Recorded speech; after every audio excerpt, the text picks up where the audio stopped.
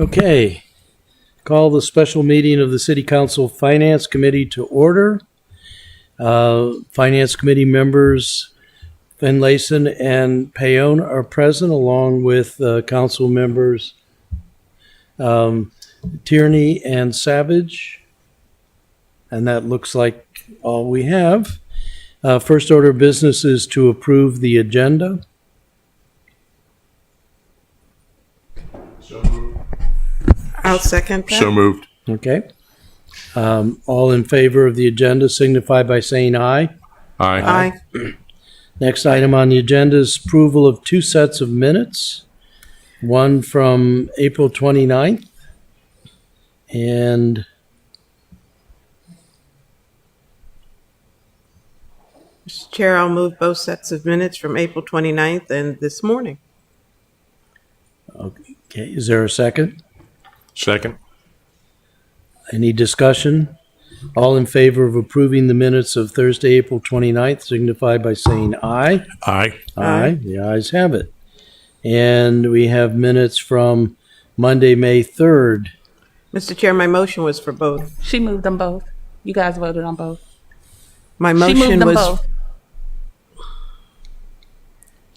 I still couldn't hear you. There's a terrible echo in here. Yeah, she moved them both. You guys just voted on both of them. All right, good. All right, then the minutes are approved. So we're ready to go into the regular agenda. The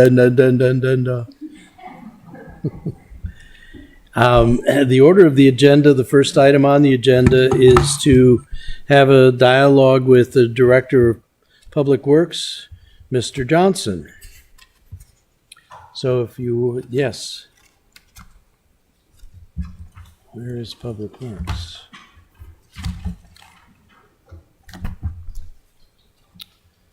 Okay, so Mr. Johnson gave us a very thorough presentation at the Finance Committee meeting and of several days ago now, and a nice set of overheads. Are there questions from members of the Finance Committee or members of the council writ large for Mr. Johnson?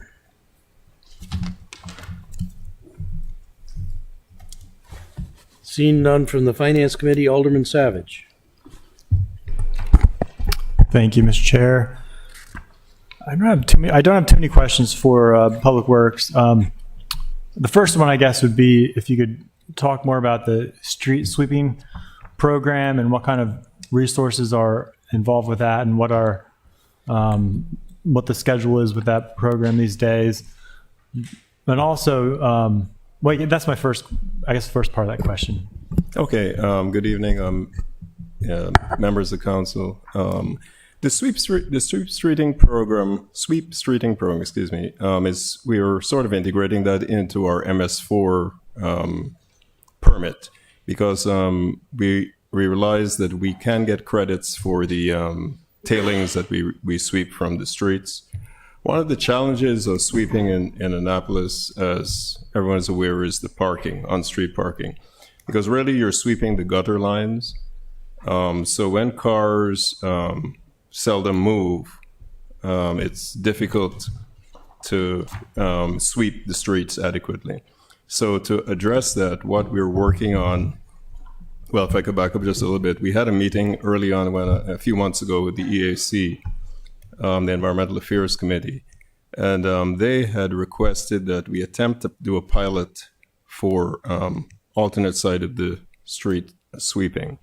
Now that's something that we need to approach carefully because of the impact it has on residents, potential impact. So we have discussed this in-house, and we have identified one or two areas that we would like to further analyze for the institution, implementing a pilot. And we'll try it out to work the kinks out. And if it is successful, our hope is that we're able to sort of implement that citywide, which would increase the amount of lane miles that we can sweep. I'm not sure. Did that answer your question adequately? Yeah, thank you. And do we still have our own street sweeper trucks? We do. And how many do we have? We have one sweeper, and it's with sweeper. an operator, and it's. I think it's adequate for now. It depends on how much we're sweeping, and if there's a need for additional sweeping. One of the things that we weren't doing, or I'd like us to start doing, also is sweeping our yard as part of our general housekeeping, and not just our yard, but all the transportation's yard, fire department yards, and other yards, because that is part of the general housekeeping for the one of the MS4 permit MC minimum control measures, and those facilities don't really have the means to sweep. I think Public Works is the only agency that could do that. So at some future point, we might contemplate adding additional assets, but they're quite pricey, and we have to sort of, have an economic rationale for increasing the number of assets that we have. Sure. Well, just to plant a seed, I think I've mentioned this in the past, but the Anne Arundel County has expressed openness to allowing us to use their street sweeping contract. And I don't know ultimately if that would make financial sense or not, but that may be something worth exploring to see if we could save any costs there. It's something that we would look at. The fact that our sweeper is fairly new and we haven't yet met the service life on it, I'm not sure immediately that would be. In my experience with contract sweeping, is that even though it's cheaper than buying the sweeper, it's not that cheap. So it's something that we'd have to look at and probably fold into how we analyze the pilot. It all depends on the number of lane miles that we are actually sweeping. And then the wear and tear maintenance, and that correlates closely to the maintenance on the vehicle. That then we would be able to determine if it's an appropriate contract to use. Okay, fair enough. Thank you. My second and last question has to do with the Watershed Restoration Fund. And this I can't remember if I've emailed the city manager and finance director about this, but something that I think the code change we passed last year had a provision in there requiring some more information to be submitted with the budget on how that fund is used.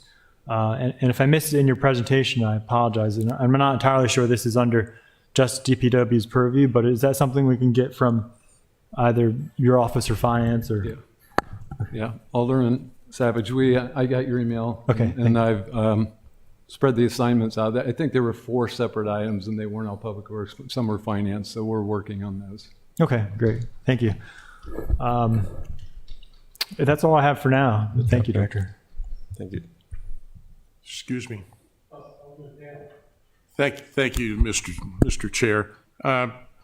Director Johnson, in the highly unlikely event that you were asked to cut, say, 5% or even 2% from your budget, where do you think you would start? Would that mean personnel? Would that mean projects? Would that mean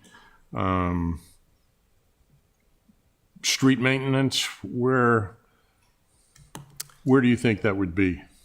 And this is from Alderman, from the operating budget, from our operating budget, or just everything under? No, it would be the operating budget, operating not budget. the CIP. Right. CIP would be too easy. Yeah, we just cancel the project.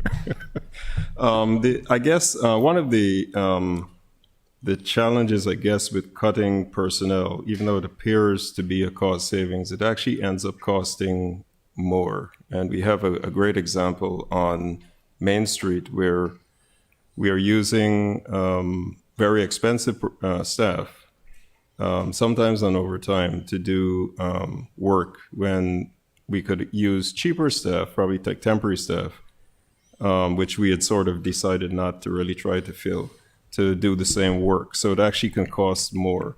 I think that if we were asked to cut, we would probably look at things like phasing out red curb, which seems to be a very expensive and not a very efficient type of program. We probably would want to move to using regulatory signs as opposed to painting red curbs. So that seems to be like a fairly low-hanging fruit that we could use if we had to cut. But things like that we would cut. We would probably approach personnel last, because skill and cost would end up costing the city more. In all the years I've been asking that question, that was really one of the better answers I think I've gotten, finding materials that are more efficient, less expensive, and it's good. Thank you. You're welcome. Alderwoman Tierney, can I follow up on Alderman absolutely. Paone? Because at my town hall meeting last night, red curbs, speed controls, crosswalks came up. And actually, one of the participants said, why don't they just give us cans of paint and we'll do our own crosswalks and red curbs? But a concern in my community, and I think it's in a lot of the communities, is this whole combination of controlling speed, protecting people at crosswalks, and the whole pattern of stop signs and one-way roads and things like that. I know we're hamstrung because we haven't been able to get a traffic engineer, but it does feel like there are some fairly straightforward things we can do. I know when we talked with former Public Works Director Jarrell, we were talking in some communities, they paint blue lines along the traffic lanes, which sort of tends to bound them, and the more bound you feel, the slower you go. One of the reasons that I've resisted moving to a lot of one-way streets is because I think that increases the speed of traffic. I can speak from empirical observation on my own street, which is one way for one block, and it does seem like a thoroughfare, except when big delivery trucks get stuck on the street and can't make the turn onto Chester Avenue. But I'm being encouraged by my constituents, and again, I don't think I'm alone, to start thinking about things we can do to control speed more. We have on Bay Ridge that slalom course, which does slow down traffic for some, but becomes a challenge for others to get around that. But there is a general call for things we can do to protect pedestrians as they're crossing the street, particularly on heavily traveled streets, which don't seem to think that anything below 40 is an acceptable speed. So I would certainly like to engage in some dialogue with you, maybe not associated with the budget, but maybe not too far away from it, to look at that. There is a strange pattern of one-way streets for 1 block or 2 blocks in Ward 8 that don't make any particular sense. The only one that I think does make sense is the one on 5th Street between Severn and Chester at the elementary school, and that's because that's the street where parents drop off and pick up their kids, and that's really the only safe place they can do it. But I can tell you that the residents who live there are not very appreciative of that one-way street. Fortunately, school is out in the summer, and the parents are only there for brief periods of time in the morning and the afternoon. But so that whole combination of crosswalks, speed control, stop signs. I did want to return to Alderman Savidge's question about the street sweepers. I do see them reasonably frequently in the neighborhood, busily cleaning down the middle of the street because all the cars are parked at the curb. And I know in D.C., we have signs on all the streets there where there's no parking on certain days so that the street cleaner can get to where the dirt really is, which is at the curb. And I certainly would encourage that we bring that out and think about it again as something, because as the curbs are a big source of all of the silt and our TMDLs washing down, it would be much better to have street sweepers sweep it up and put it in the back of the sweeper than to have it get washed down the storm drain. I will get to you, Alderman Gay, but Alderwoman Tierney had her hand up, so we'll turn it over to her. Thank you, Mr. Chair, and thank you, Director, for coming out tonight. Sure. Quickly on the street sweeping, I hope Truxton Heights neighborhood is still on the list of sort of, what's the word I'm looking at, as a pilot? The pilot. It's one of the streets that we're looking at. Yeah, Yes. that they are receptive to being that. Thank you. On capital projects, do you include the cost of archaeological surveying and monitoring by a qualified archaeologist? This came up in light of some of the projects that are outside of the historic district, like parole, et cetera, that, may find some historic elements. So We do, Alderwoman. One of the challenges with that is knowing a priori the extent of the archaeological investigation that would be merited. And oftentimes we found that to be a sort of a difficult figure to pin down. So we've had some discussions in-house on how best to estimate that, and maybe the mechanism that might be more appropriate for accounting for that. One suggestion might be to have like a general fund, not to appropriate it to a specific project, but maybe to have like an archaeological fund from which projects can draw as needed. Because really, until you remove the in situ material, you don't actually know what you're going to find. You could find bones, you could find some other artifacts that could trigger a much bigger exercise. So it's sort of difficult. One of the reasons I suspect is that the difficulty that has been found to quantify that has sort of, dissuaded it from being put into the budget. And I think that maybe a cluster, like a general fund for archaeological investigation might be a change that might make, might work better. Like an an allowance of some sort. Okay, I understand. On the traffic signalization project, could you explain, and I'm just curious, you have, for example, the one that we're looking at now at Church Circle is, I believe, $675,000. And I'm concerned on, you have a consultant that describes the scope of the work and I guess estimates the cost of the work. Do you competitively bid that out? To competitively bid it out, do you have an RFP, or does it go directly to the consultants, contractors that estimated it? The engineer, we have two types of estimates. The engineer's estimate is not the construction estimate. It's like it has some higher degree of error in it, maybe 15% if they've done a good job, somewhere like that. Once they provide us with the plans, we would then bid that out competitively to comply with the procurement regulations of the city of Annapolis. And we would get competing contractors to provide pricing, and we would largely go with the lowest responsive bidder.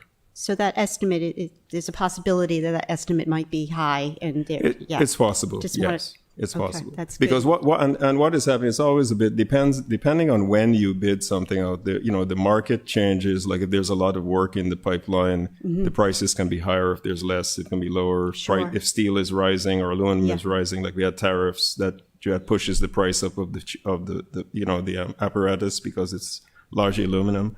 So the engineers make their best effort. They talk, their estimators talk to industry people, try to get a trend as to where the pricing is going. And if they've done a reasonably good job, you'll be in the ballpark, but it's not a contractor's estimate. It will be different from what is shown in the budget, almost certainly. Yeah, I just, it's something that I want to make clear to my constituents because, they, not knowing otherwise, it looks like a high number and just want to make sure. And lastly, there's this general question. How do you address maintenance in your capital projects or do you not at all? The maintenance is, it depends on the project. If we're doing stormwater projects, we are required to have like a 5-year maintenance period so like we did a stream restoration. There's like a 5-year period when it has to have maintenance. Generally, maintenance is not built into the capital budgets. That is largely for design and dollars and construction dollars. And the maintenance is something that would be picked up once it's been commissioned and turned over to us.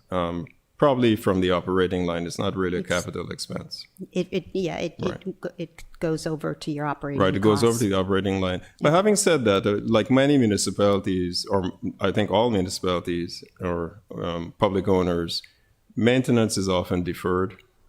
It's Right. not. I would not being totally honest if I said that I know. everyone budgeted maintenance dollars appropriately. They often don't, and it catches depends up on the with you. use of the facility, and and it's a bit of a an art in a sense. But somewhat. you consider it though. I mean, you don't say, "Oh, that's down the road." You try to have a realization of what this capital project will, what maintenance it will involve, or I mean, you don't say not included. I mean, you address it in your operational budget somehow as best you can. Correct. Yes, we do. And during the design, we undergo the value engineering process to try to make sure that the options that we use have lower maintenance costs because of what I mentioned, that everyone knows that those dollars tend to be scarcer over time.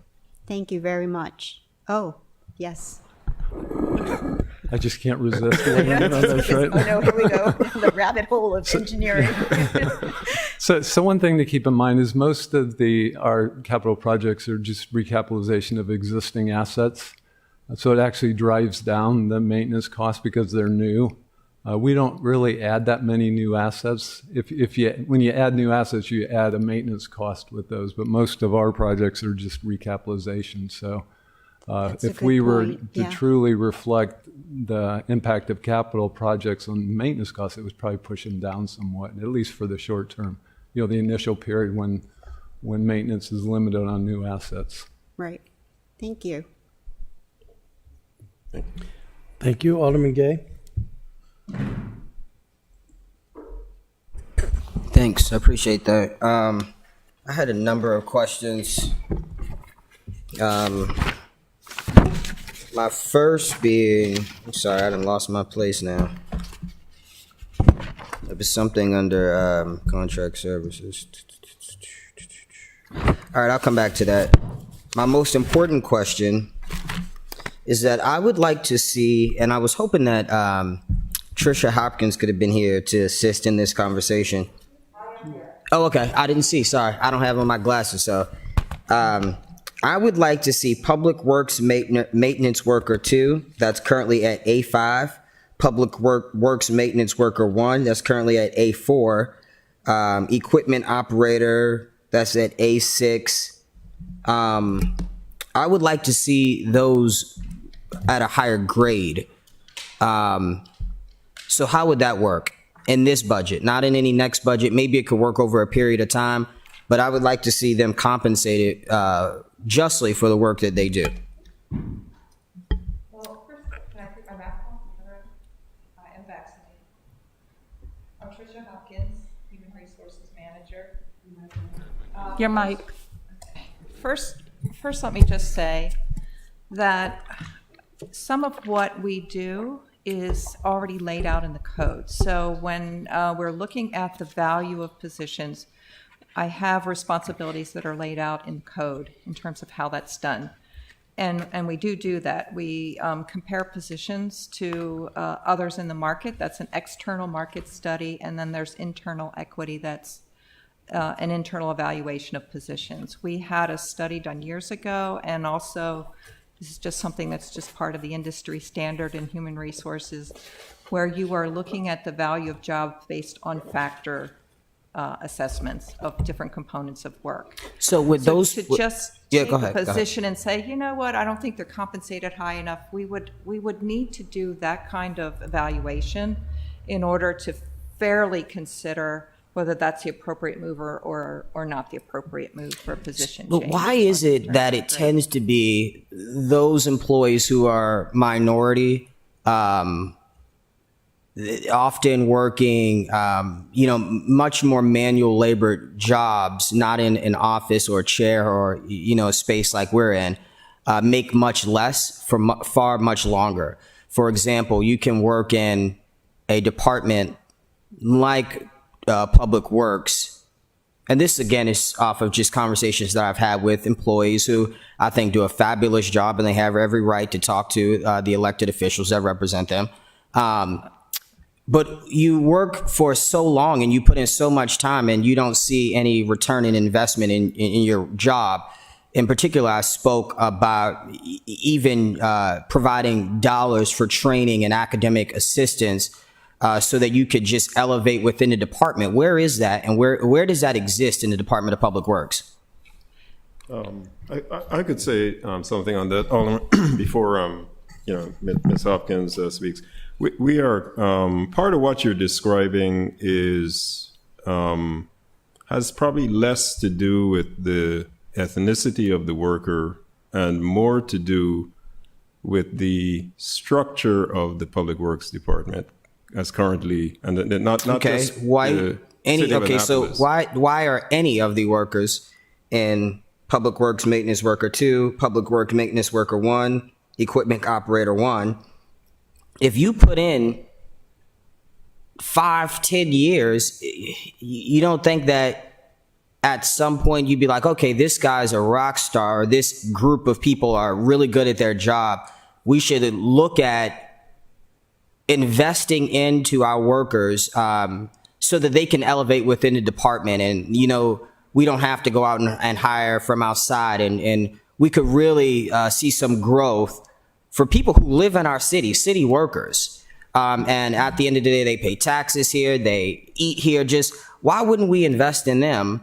The same way that we invest in like city manager certification or any other certification for, some of these desk jobs. Well, I agree with you, and I didn't finish what I was saying and what I was describing. What we've done, what we're in the process of doing, we started a career ladder. There's an absence of the career ladder within Public Works, and that is really the problem if we get to the crux of why we're having this problem, right? And what we're doing is that we have a career ladder committee, and this is something that, in my experience doing this, is not just best done from the top. I could sit in my office and do as you described, just write it up, and it wouldn't work. It would be a disaster because you could not please all the different constituencies within the department. This is something that is best done integrating all levels of the department into thinking about what the career ladder should look like.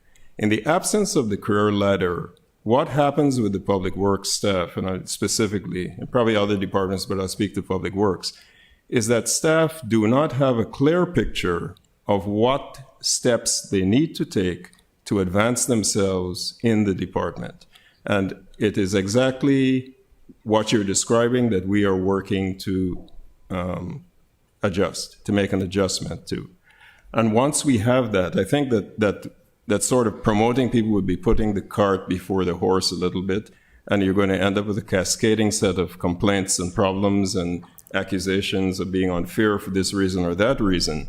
And it is better to have a clear picture, a clear roadmap that staff would be required to follow, and then it is transparent, it is fair, and it can be implemented in a way that is effective and beneficial to the staff. And that's what we're working on currently. So what does that look like over a period of time as it relates to the budget? If I am a Public Works Maintenance Worker 2, and I just keep using these again because they're the lowest grade, but often, like I said, they work the hardest. If I am that job and I've been here for 15 years and I'm hearing you say that, do I have to work another 5 years to see any investment into me getting the training or the appropriate education on what it takes to climb a career ladder? Or is that something that I could expect in the next year or two, and in regards to legitimate reform in the Public Works Department? And this does not rest on your shoulders, as you are only a year in. This is probably a systemic problem within that department.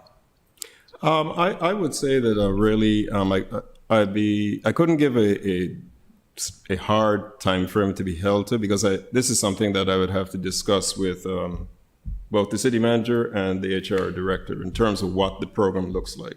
So it would be working on parallel tracks. We'd be sort of developing general ideas of what we think the department could look like, and what opportunities could be available to staff. And that has to be vetted by both the city manager and the human resources manager. And if once we have a meeting of the minds as to how we would proceed, I would think that even though there would be some impact to the budget, it would be what I would call a de minimis impact to the budget, a fairly nominal impact to the budget, to provide a different opportunity for existing staff to sort of train existing staff and allow them to advance within the organization in a way to address the concerns that they're raising, that you've observed and they've raised with you, and that I've observed as well. And this is not just City of Annapolis. This is most public works departments. I mean, most of them. I'm sure it's not, and I don't mean to seem as if like I said, it's not your issue. You've only been here for a year, not even a year. But what upsets me is that these are people who have literally dedicated their lives to this city, and to go to a project or whatever and hear them, just talk about 5 years or a decade worth of issues where they don't feel valued. I was talking with my colleague, Alderwoman Finlayson, last week probably. She was talking to me about morale and what morale means and things like that. If the morale's low, the workers aren't going to work as best as they could if they don't feel like they're being invested in. And so I would like to see in some form of an amendment, maybe working with us for some clear amount of dollars that we are going to put into research, education, training, or whatever for this department, so that those employees feel that you are actually investing in caring about their long-term goals.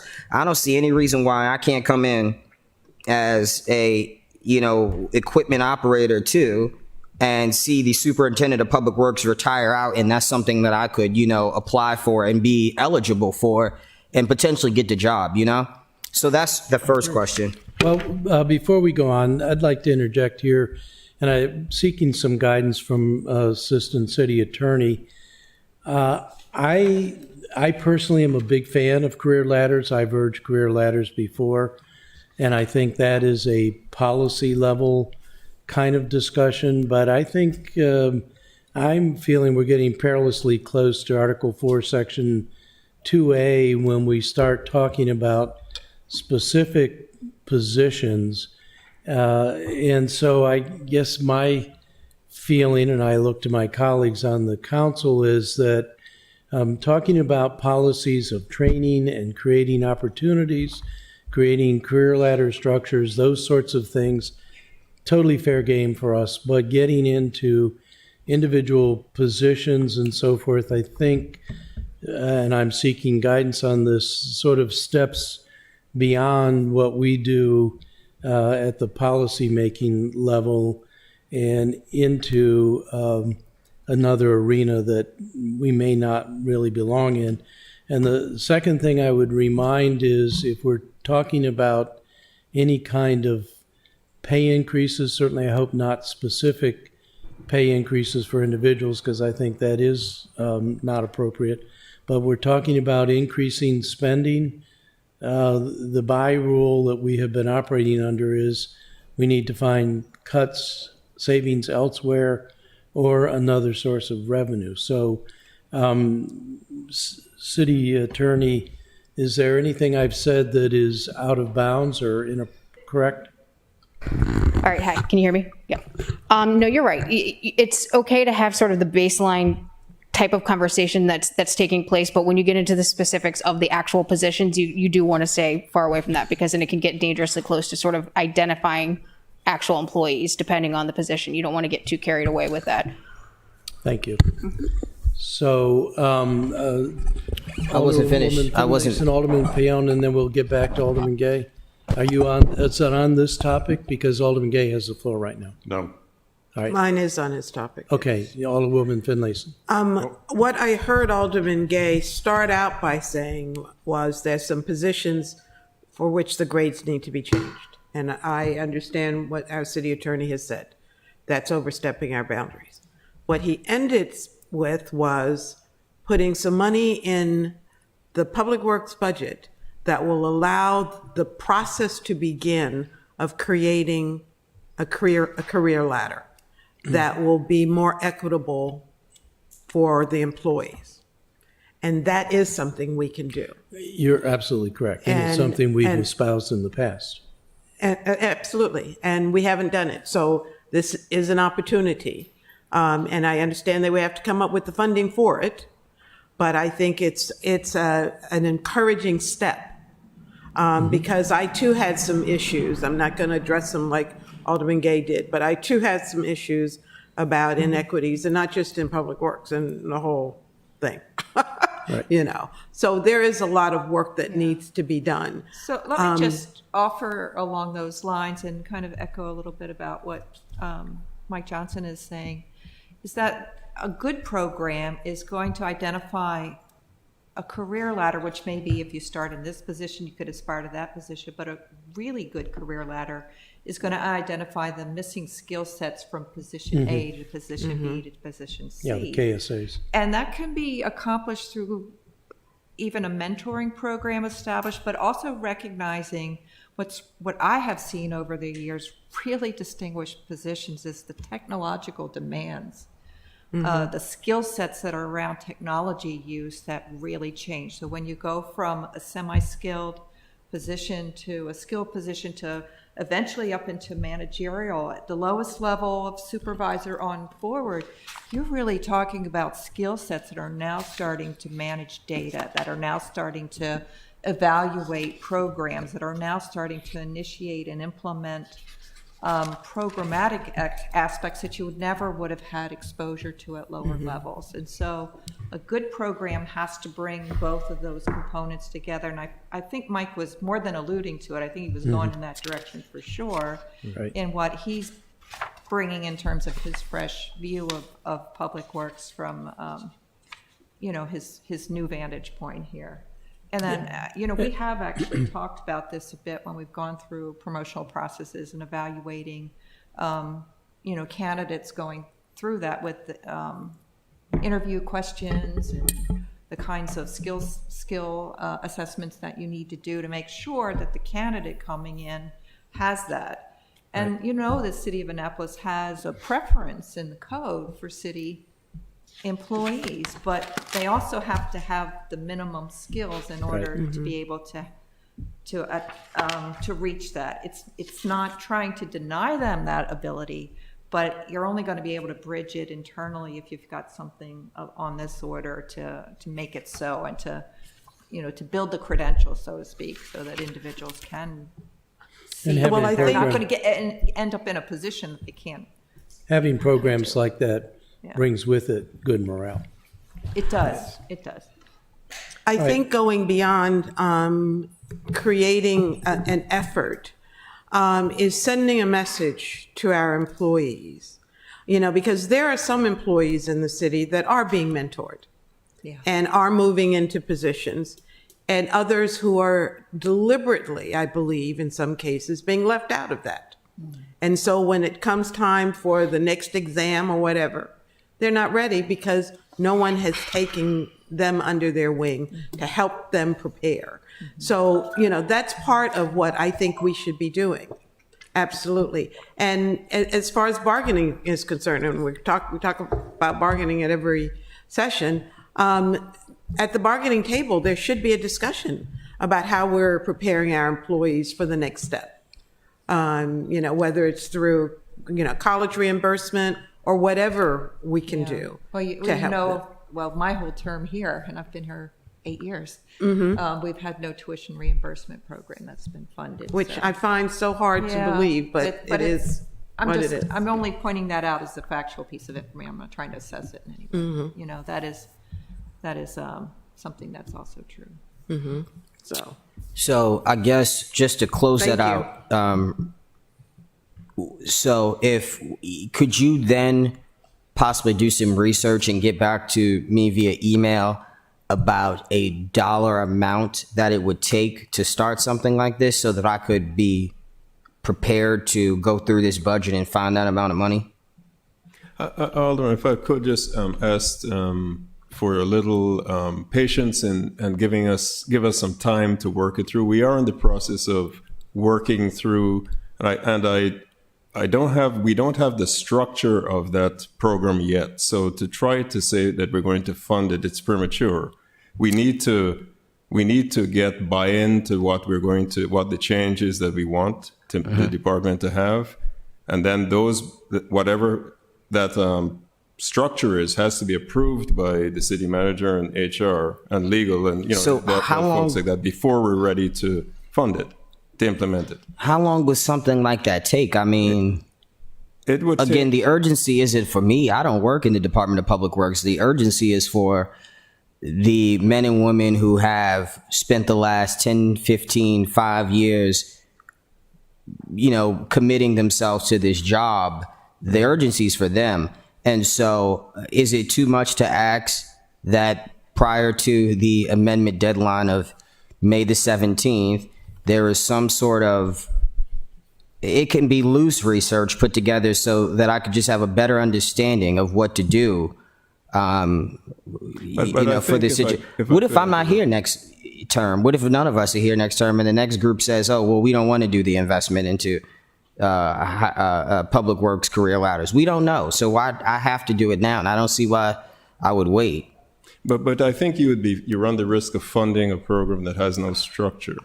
And that there's always a risk in doing that. I mean, you could do that and then sort of try to force the program to fit what you have sort of divined the figure should be. And your guess is more likely than not to be incorrect because you don't quite know exactly what it is that I feel like I heard that before from department heads where they say, well, we have to really do this research to get best practices, and then we never hear back from them at the council or on these issues.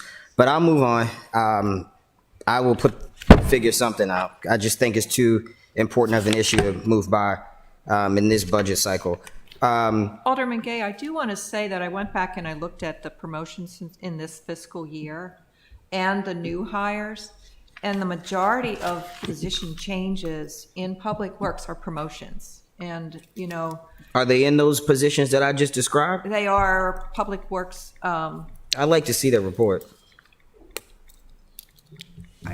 I can share that with you, but I don't, what I would like to do is maybe take some names off and not put you in a position where you're into that level of detail.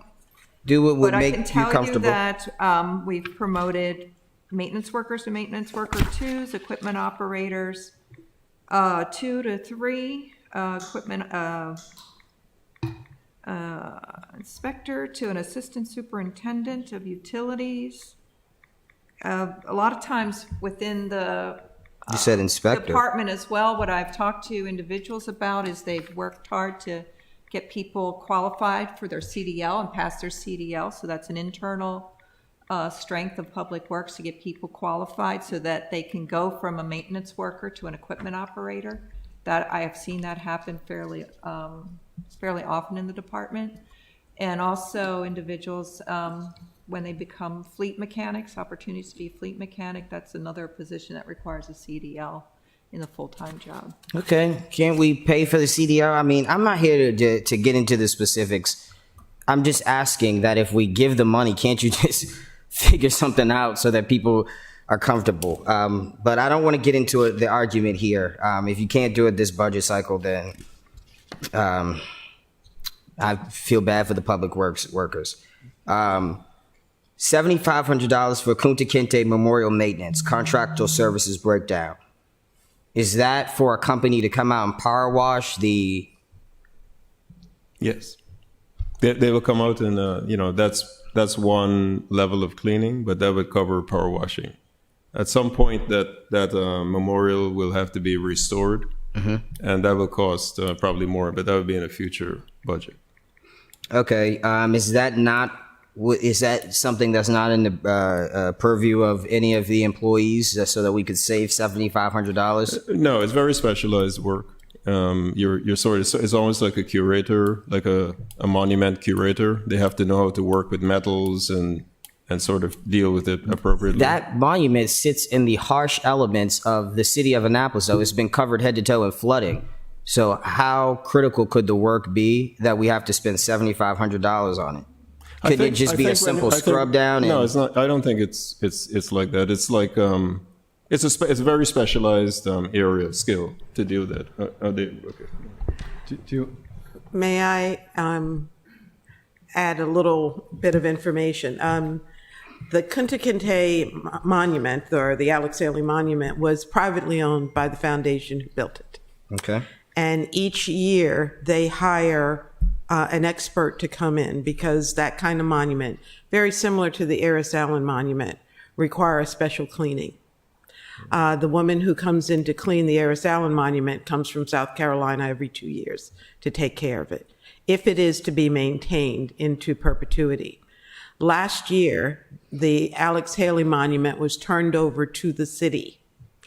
Prior to that, the foundation received a grant from the city for $7,500, which is the cost of professional cleaning of that monument. When it was turned over to the city last year, the responsibility for cleaning it then fell to Public Works. And so that $7,500 was taken out of the grant funding to the foundation and put in the Public Works budget for the express purpose of cleaning that monument. It does take specialized cleaning if we want it to last into perpetuity. And since it is a focal point on our city dock, it's probably the most photographed portion of our city, and we would like for it to be maintained, then we have to do it properly. And that's what it takes. Okay. I think that's a lot of money. It's a nice monument. I heard a story that it wasn't the original monument, that it really used to be an enslaved person, or that was maybe a conceptual idea, and the people said they didn't want it because it was bad for tourism. Is that true too? I am not familiar with that story at all. I heard that from a friend. I would like to see a monument like that. Rumors abound. $33,750 for security guard services. 96 under general fund facilities budget summary. Let's see. so Alderman Gay, that is for 96. Alderman Gay, that's for the guard that sits at the front desk here in City Hall. Okay. That's his salary for the whole year Why is that under Public Works? because they have facility services. Oh, okay. I thought it was like managing a property or something like that. No, it's for Eric.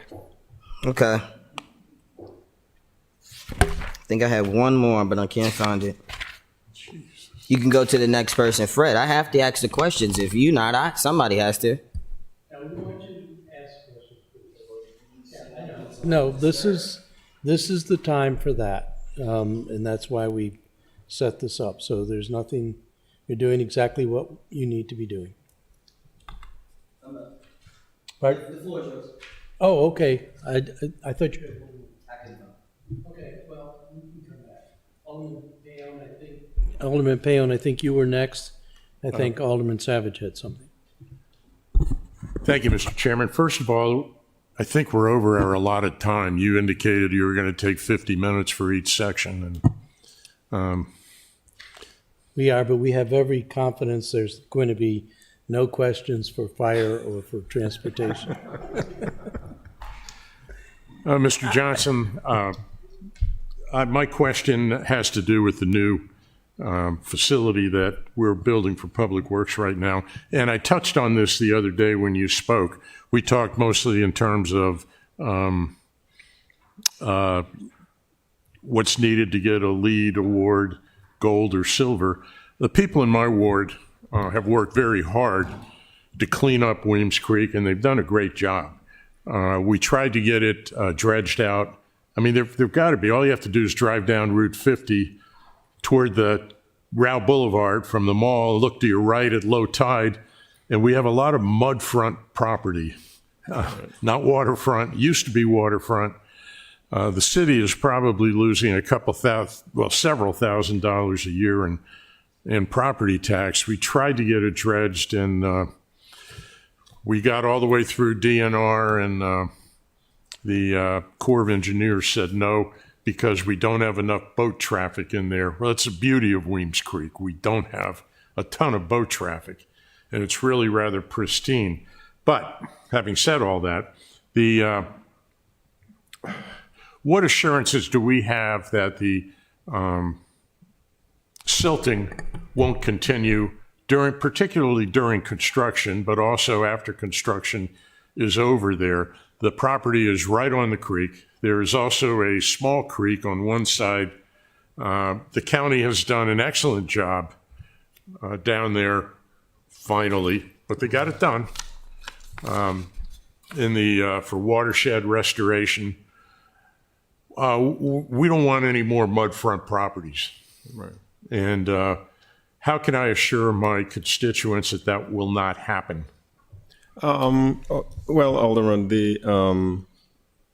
the project will be built with adequate erosion and sediment control measures in place. That's one. That's part of the law. The law pursuant to that type of work, and then through proper policing of the site and management of the contractor is how you would ensure that his controls are in place. If the controls are in place, the silt basins are in place and functioning, you will not have, large amounts of silt leaving. A first flush might leave the site. That's probably unavoidable, but sort of like sustained movement of silt is not going to happen. Well, if you have who does the policing in that regard? Because if it's the city itself, somehow I just don't think the city's going to be out to fine itself and to do other things like that if there are violations. We would have an owner's rep. To a lot of people. Right. That's right. We would have an owner's rep. Our plan is to have an owner's representative, and that owner's rep would be responsible for making sure that all parts of the job are functioning in accordance with our standards, state standards, and other applicable standards pursuant to work like that. All right. Thank you, sir. You're Any follow-up? I'll gladly do on the phone. Okay. Thank you. Alderman Savidge?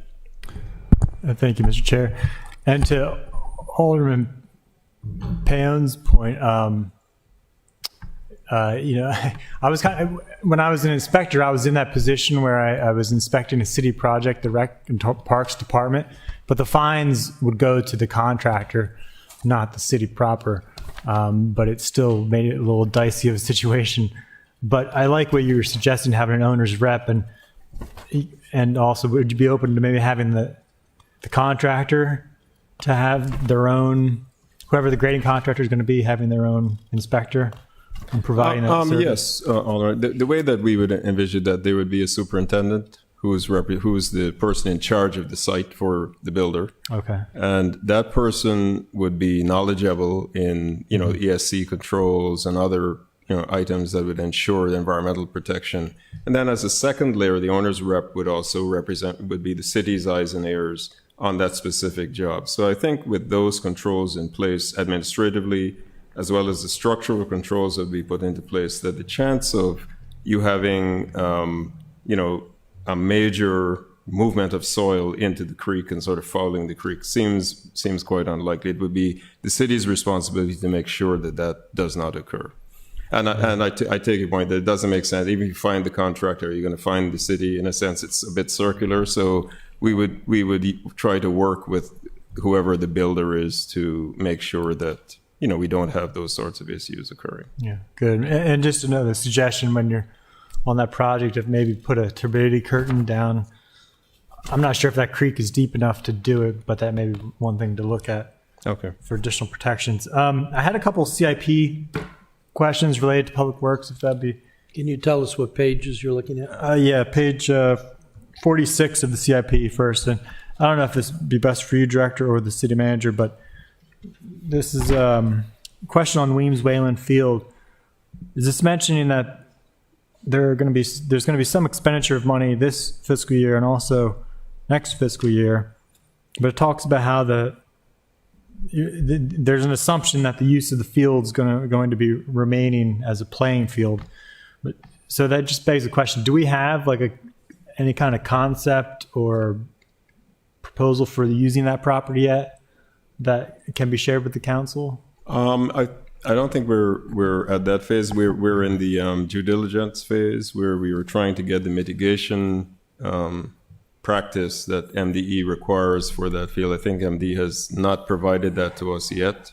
And once we have that, whether they want a clay cap or an earth cap or whatever it is, and a deed restriction put on that site, limiting it to the use, then we would be able to develop whatever the next phase is. That's my understanding of the order of how things would go. Yeah, if I could just piggyback on that, and Mike's right about that, but so there's two pieces to that parcel. There's the Weems-Whalen field, which is where the disposal of the fly ash was placed, and then there's all the rest of it.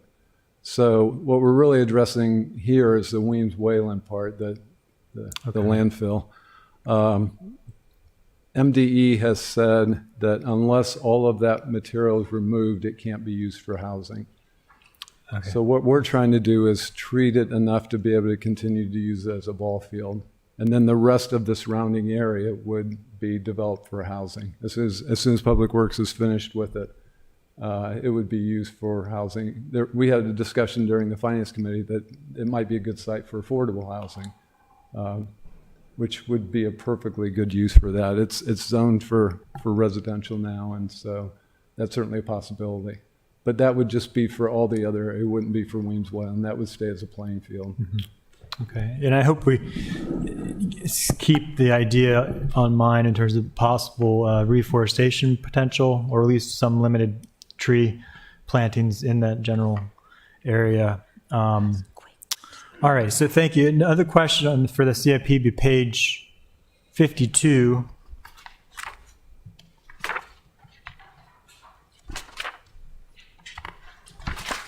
And I was just curious why there were no sewer rehabilitation projects or funding for FY22.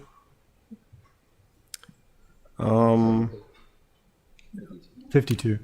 I'm not sure. I noticed for some of the funds, you're carrying over money from the previous fiscal year that wasn't used. Yeah, I think that might have something. It's not that they're not doing work, but there wasn't a need for additional funding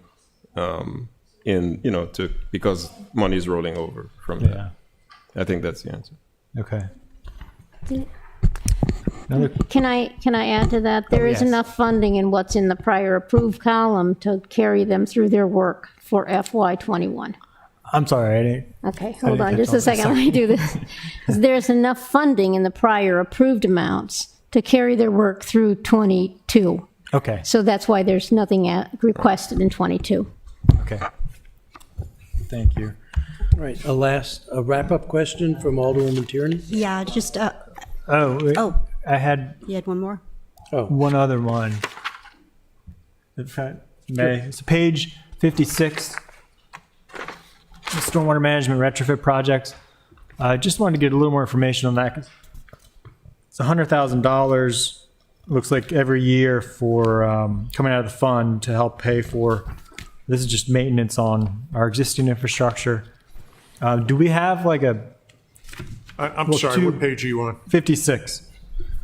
So does this include storm drain outfalls, or is it just the pipe infrastructure? It's it's a combination of the BMPs, the existing BMPs that we have that may need, that are not functioning, or as well as they might be dated or things of that nature. And we're currently in the process of developing a stormwater outfall structural inspection program. We want to change a little bit the way that the outfalls are being dealt with. That there are some engineering issues, I would say, that are found when we sort of did an inspection of the outfalls. And we want to sort of develop like a work packet for a contractor to do some of that work. And then dependent on the severity of the deterioration, we might have one or two CIP projects that would be spun up from that exercise. But the first step would be to do a structural inspection, much as we would inspect a bridge or a tunnel, a series of bridges or tunnels. And then that gives you enough work to sort of decide how best to fix the entire system that we have. So would that include video inspection for the pipe systems? It could, dependent on the specific outfall. It's not like a one size that would fit all, because there are a variety of types of outfalls. But yes, video inspection would be part of it, as well as looking at pipe bedding, as well as downstream effects. We have some areas where significant amount of erosion seems to have occurred, and there's work that needs to be done, not just at the outfall, but downstream of it as well. Okay. All right. Thank you. You're welcome.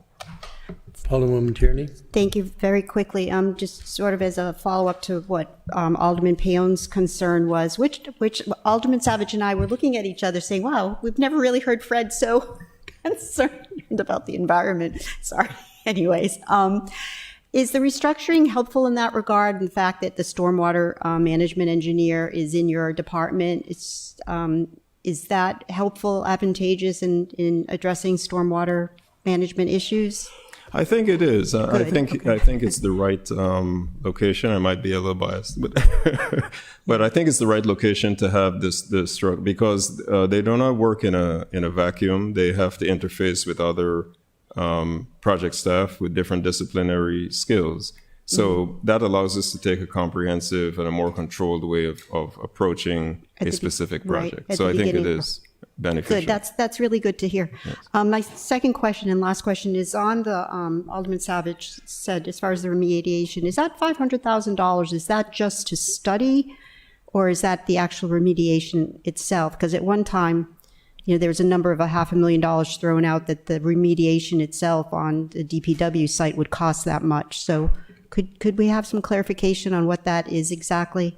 Yeah, I think that figure is what has been bandied about without really receiving the mitigation strategy required by NDE. It's the best guess of what it's likely to cost. The figure that is shown in 22, which is a little over 150,000, is for additional studies to sort of finalize the mitigation strategy that we would implement. Okay. And when the time comes to do the remediation at the DPW site, are we going to ask the developer to do that, or is that going to be something we'd put in the capital budget? Or is that probably not an appropriate question? My preference would be to have the developer do it, but I mean that might be a decision that planning and zone may work, and city manager might work out. It's probably not an appropriate question to ask right now, but okay. I only asked it because of affordable housing, and I'm thinking, developer costs, Okay, thank you very much. You're welcome. All right, Alderman Gay? Yep, 3 quick questions. One, there was $50,000 in contractual service for salt transportation. At our last meeting, I believe you said you were not ordering new salt. You were interested in using the existing salt dome with the current salt load, or am I misunderstanding that? No, that wasn't exactly what I said. I was saying that with the new dome that we have, that we'll have at 39 Hudson, its capacity will be 800 tons, and that gives us like a full winter's amount of salt. So you still do need the $50,000? Yes. You need salt? We haven't had snow in a while. You should. But it will snow eventually. Okay, yeah, no, I'm just... and then 2 follow-ups. Again, street cleaning was mentioned earlier when I came in. Please add Tyler Avenue to the list and Madison Street, because these are city streets. They're just in public housing. They need to be cleaned too. I see Melissa Maddox Evans and Paul Diggs reached out via email a number of times to the city. I haven't seen the street cleaner come through Eastport Terrace or Harbor House. But if we could be added to the list, that would be helpful, to the top of the list, because we're just as valuable as Fleet Street and Main Street too. And then lastly, correct me if I'm wrong, is the Frederick Douglass statue not art in public places?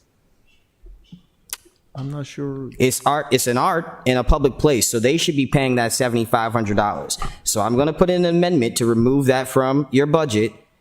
And I would like to see the $7,500 come from art in public places. I'm sorry, I'm not following. Art in public places, who we give money to, Mm-hmm. They maintain and provide upkeep for public arts, correct? Jody, I see your hand. Familiar with that? I don't think so. Art in public places doesn't provide funding for the upkeep and maintenance of art projects within the city of Annapolis? For the arts, let's hear from the Isn't finance that statue is an art? So Arts in Public Places does various things, including concerts, art installations, etc., but they are run by their own board of directors who make decisions on what they spend. So we cannot direct them to use their funds for one purpose or another. You'd have to take that to their board. So they can be selective in what they care for. Yep.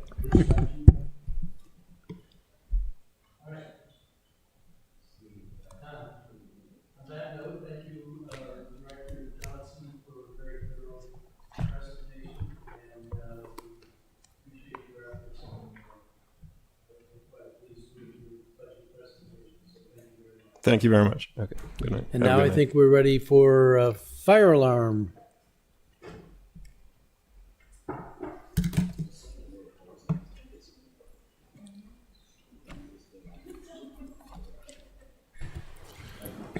Aren't you supposed to be on vacation? Okay.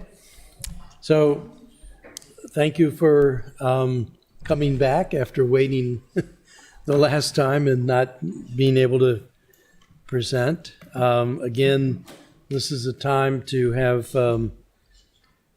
policy level dialogue, but also to ask you some specifics about your budget presentation. You've given us a very thorough presentation, but I know there are more questions from committee members and colleagues. Are there any questions from the Finance Committee at this time? Are there any questions from colleagues at this time?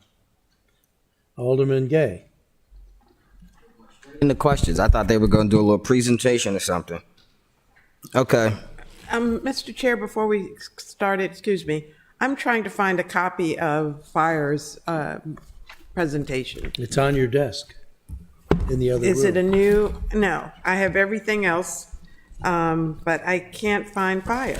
Oh, I can't either. I have emergency management. And I want to amend the law department's budget so that they can allow us to get the copies that we need, because I understand they've decided we couldn't get copies. Let's fix that. Ms. Green, do we have have these? copies, Brad? Yeah. Yeah, Okay, that's all right. I'll use just my budget book. but Okay, Are they they already printed them out. Are they Didn't on we our get your desks? copies? They're on your that's desk. okay. I'll go to, it should be in our. They're on your desk, yeah, because They're on they our went. desks, our cubicles? They were one of the last presentations, so they're in the desk. I can email it to you. What was, okay.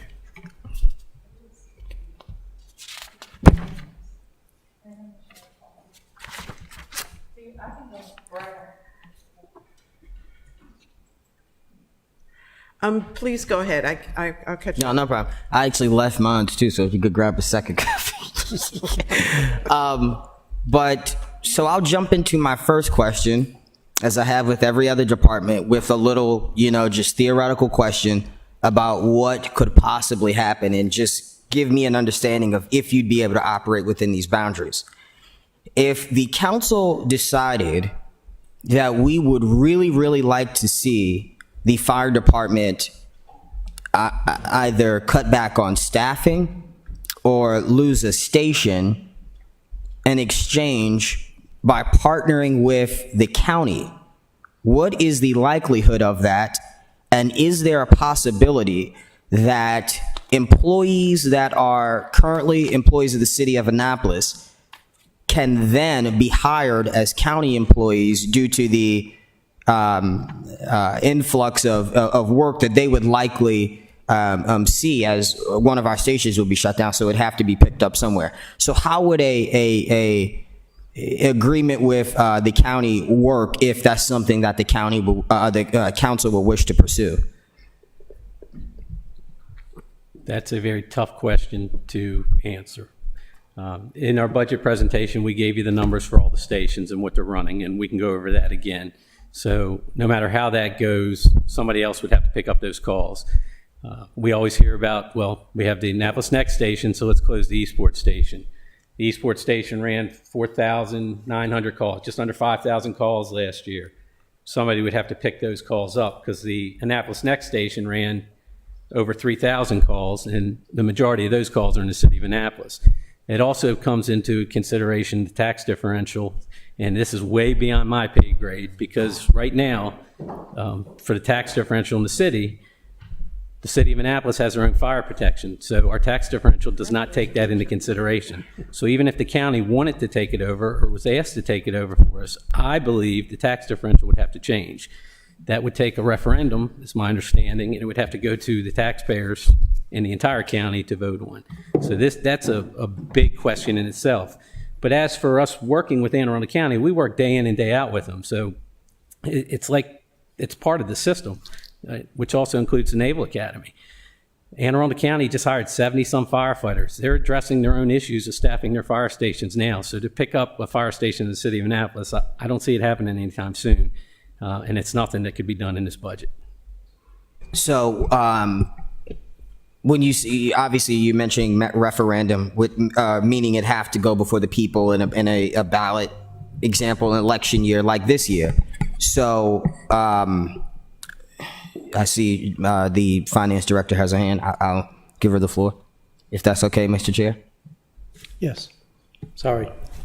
All right. So right now, the county is considering their FY22 budget. And in that process, they're going to establish tax rates. Their full tax rate for their citizens is going to be set to cover the cost of their budget. And they calculate a lower tax rate for those citizens that are in the city limits because the city provides some services for them. So that tax differential rate that's applied to the city residents would have to increase to cover those extra costs. That would not necessarily have to go for referendum, but it would have to go through council to change the budget there. They'd have to increase their fire costs, and they would in turn collect more, set a higher differential rate for the citizens of Annapolis. If they felt they needed to do that to meet. So could you expand on how much of an increase the average city taxpayer could see? No, I do not. I don't know enough about the fire cost in that station to know how much costs are involved in the operation of those calls. What I'm hearing from you, before I move on, is that either the city taxpayers are going to continue to pay the influxed budget of the fire department every year, as it's at 20 and some change, and it'll increase and keep increasing. So they either pay it through the city or they could pay it through the county. Regardless, they'd be paying an increase in taxes to afford the fire department, correct? Correct. Now, when you're talking about moving those costs to the county, are you saying you are then going to lower the city tax rate? Well, that'd be a question that I'd ask you. Would we be able to afford to do so? It appears to me what you're saying is that we would have the room to do so. The tax would increase on the county side. Correct. So that could be a possibility. Again, this is all, just possibilities right now, but that could be a possibility that we could say, oh, well, we can decrease the amount of taxes the citizens in the city of Annapolis pay. For city taxes, but then the county taxes are going to increase on the other side, and I don't know how much you would save overall.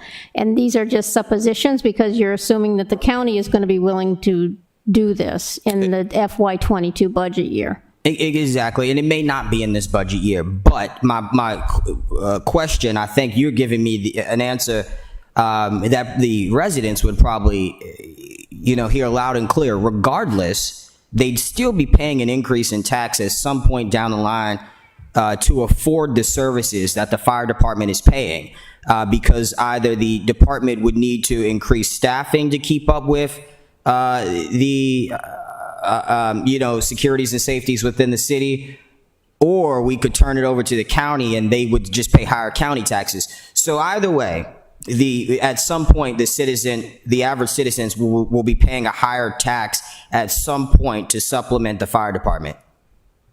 Correct. Now, I don't know if those two amounts are offsetting or not. The increase and the decrease are offsetting. It depends on how they address it. And you also have other factors to consider, such as response time.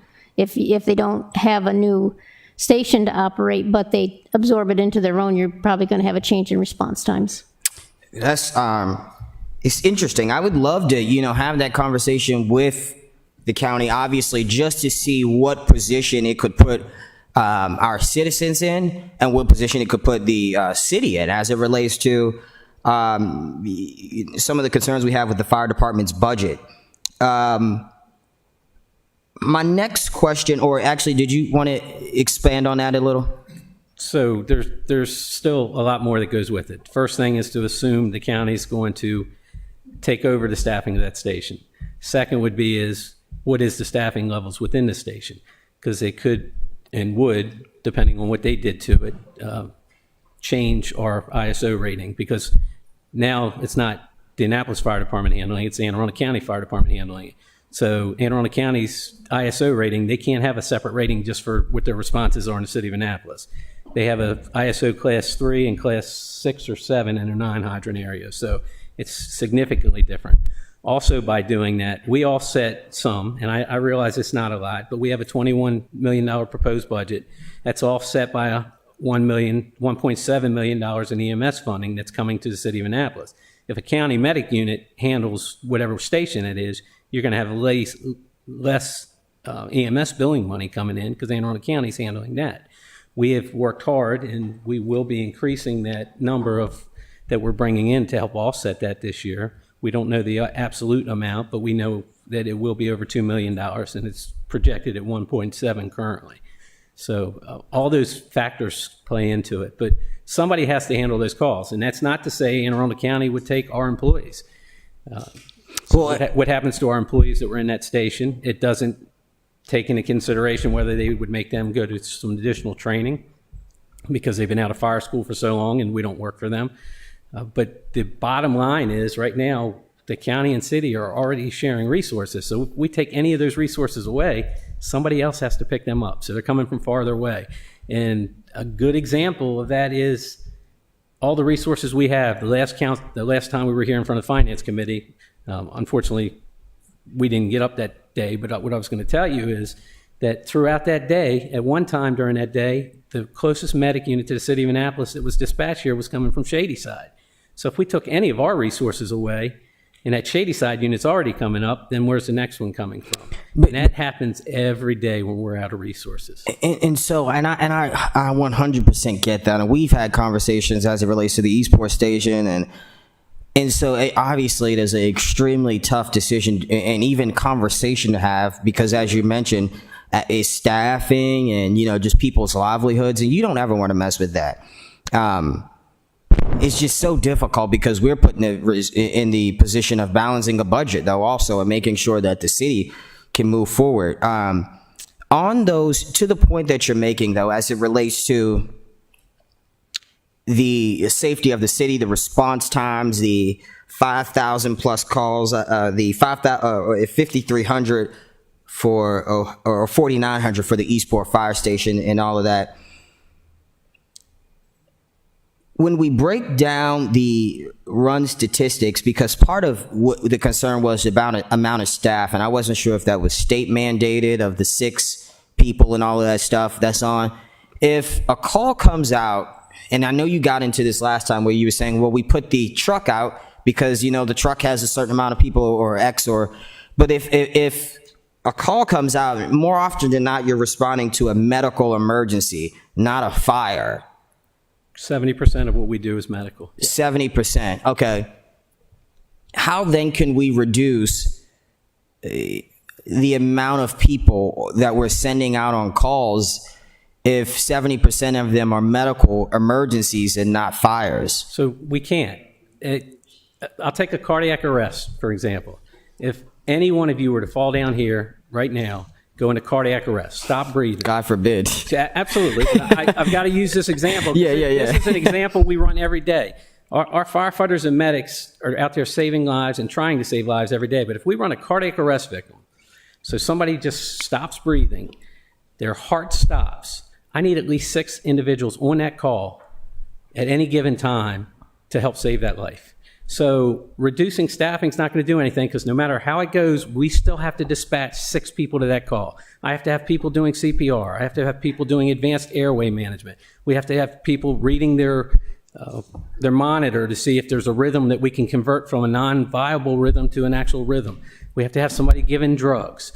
We work that victim on the scene for over 20 minutes. So we're there for 20 minutes working that victim, pushing drugs, talking to the hospital, and trying to save that life. So that's a minimum of 6 people. And I can also tell you that when a typical somebody with stomach pains or somebody that's having chest pains, it typically doesn't happen on the first floor. They're typically on the second floor. So we have to carry those victims out of the house.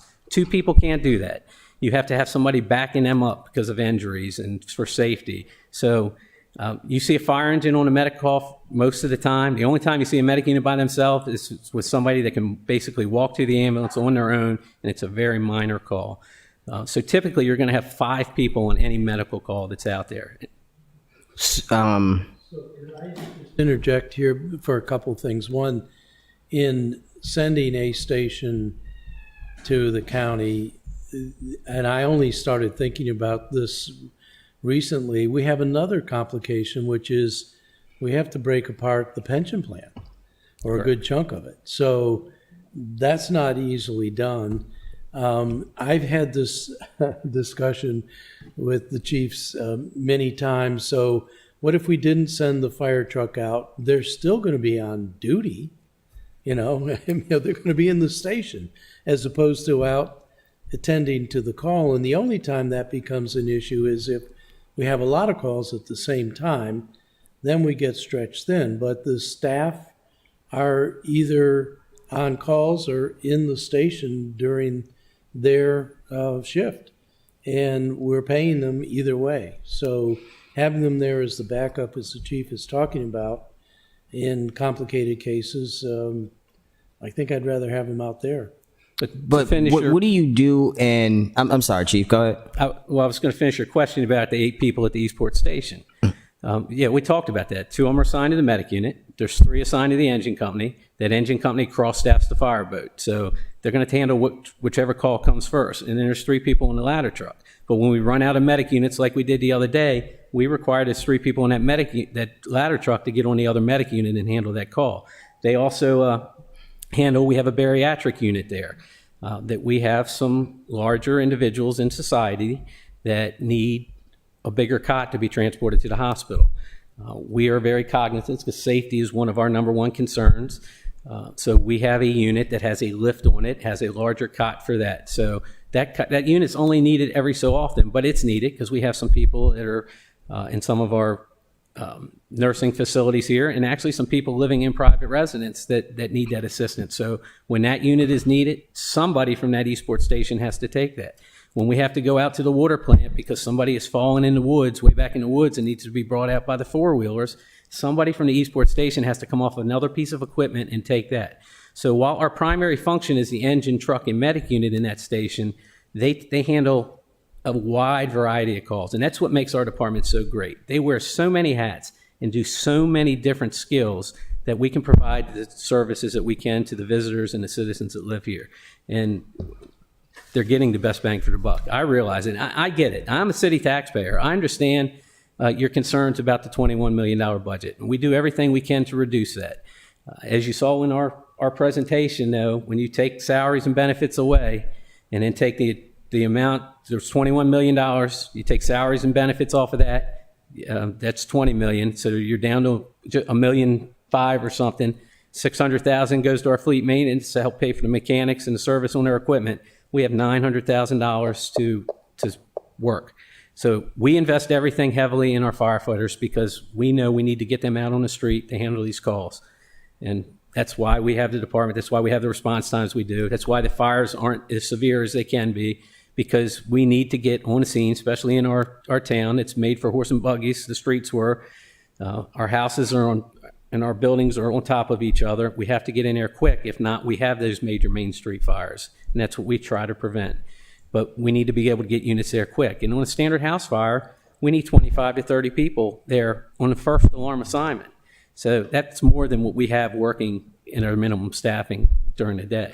So there is like, until the next negotiations when these groups get together and decide salaries and benefits and all that stuff. There's really nothing we can do, because if we were to just say, all right, well, cut 4 firefighters, I mean, we'd risk somebody going into cardiac arrest and not being able to make it down the steps, or not being able to get the... We would not be able to staff the apparatus that we are staffing daily. And I even thought about Alderman Paone's question to the Public Works Director. Even a 2% pay cut or 2% reduction in the budget, what could you do? Our budget is all salaries, so 2% is going to be $450, maybe almost $500,000. That's more than 2 or 4 firefighters. It's yeah. When are the next negotiations? They will do negotiations this next budget cycle. So after this next election, they will be going into negotiations. And we're with you. We understand. We have to make sure that our salaries aren't outpacing our income, which we might be getting close to, as you all are having your trouble going through the budget. So there are things we have to look at. But our salaries, they compare to most jurisdictions around us. Our firefighters and medics are doing well, I believe. Obviously, everybody would like to make more money, but we compete with the surrounding jurisdictions. And unfortunately, we have to compete with the large counties. If not, we're not going to get the best people around. And I'm going to tell you, you have some of the best people around working and most dedicated employees that I've ever met. Chief, you have anything to add to that? No, I couldn't agree more. And I wrote some notes, and Alderman Arnett brought up the pension issue, but that was like in bold on my notepad here. And then the other thing that I wrote, and I'll reemphasize what the boss said, our ISO rating, something that we're extremely proud of. It's something that the residents and the business owners benefit from, because they get that reduction in their insurance rates. And I think it's crucial that we maintain that ISO rating, and we only keep that with our current staffing levels, with our current response times, and the way we do business, our training, everything that the men and women that work for us do every single day. The inspections, it's not just running coals. They're out in the streets doing stuff every single day, even through COVID. None of that has stopped. And I think it's very important that the council remembers that. I think that's everything. Yeah, that's probably it. I just would hope that we could figure something out in the future, just so that people aren't stuck fitting the bill down the line. As the finance director mentioned, either way, if we do city or county, the taxpayers are going to be paying the load anyway. And so if we can look at the possibility of unloading some of the responsibility and being in a legitimate partnership with the county, where we are also, looking out for the best interests of current employees, I think that's something that we should do, maybe. I'm open to conversations with my colleagues. I get worried because I hope to live in this city in the next couple of years, and that'll be me and my friends paying for the fire station and all of this stuff. And so we want the best bang for our buck too. And so thank you guys, though. I appreciate it. I can assure you that we do everything in our power to make sure we get the best bang for the buck. And So Alderman Gay, before I turn to Alderman Savidge, I will assure you, and I think the two chiefs can attest, I mean, we do need to keep turning this over. We need to look for ways, and they do too. But welcome to the club. I've been there a few times. Let me turn to Alderwoman Finlayson first, please, Alderman Savidge. Just to add a note to follow up with what Alderman Gay is talking about with the county. We have 3 stations for our 7 square miles, 39,000 people. How many stations does the county have? 30. How many? 30 stations. 30 stations. Yes. And they cover, 400, how many miles? I would have to verify, but I believe it's 500. 550 miles. It's over 500. The chances of them, if there were to be a merger, the chances of them keeping all of our stations is probably not at all, because they service differently than we do, which is greatly going to impact, I believe, and correct me if I'm wrong, Chief, it's going to impact response time. So that's a safety issue. So, I mean, that's just another factor that needs to be considered. How the county does their business and how we have consistently done ours. And the person who has told me this time and again was our previous chief, Chief Stokes, who happened to have been the police chief in Anne Arundel County before he became our fire chief. I'm sorry. Before he became our fire chief. So he lived both lives and walked, the walk in both places. And he will attest to the very big differences. The county does a good job. We do a great job.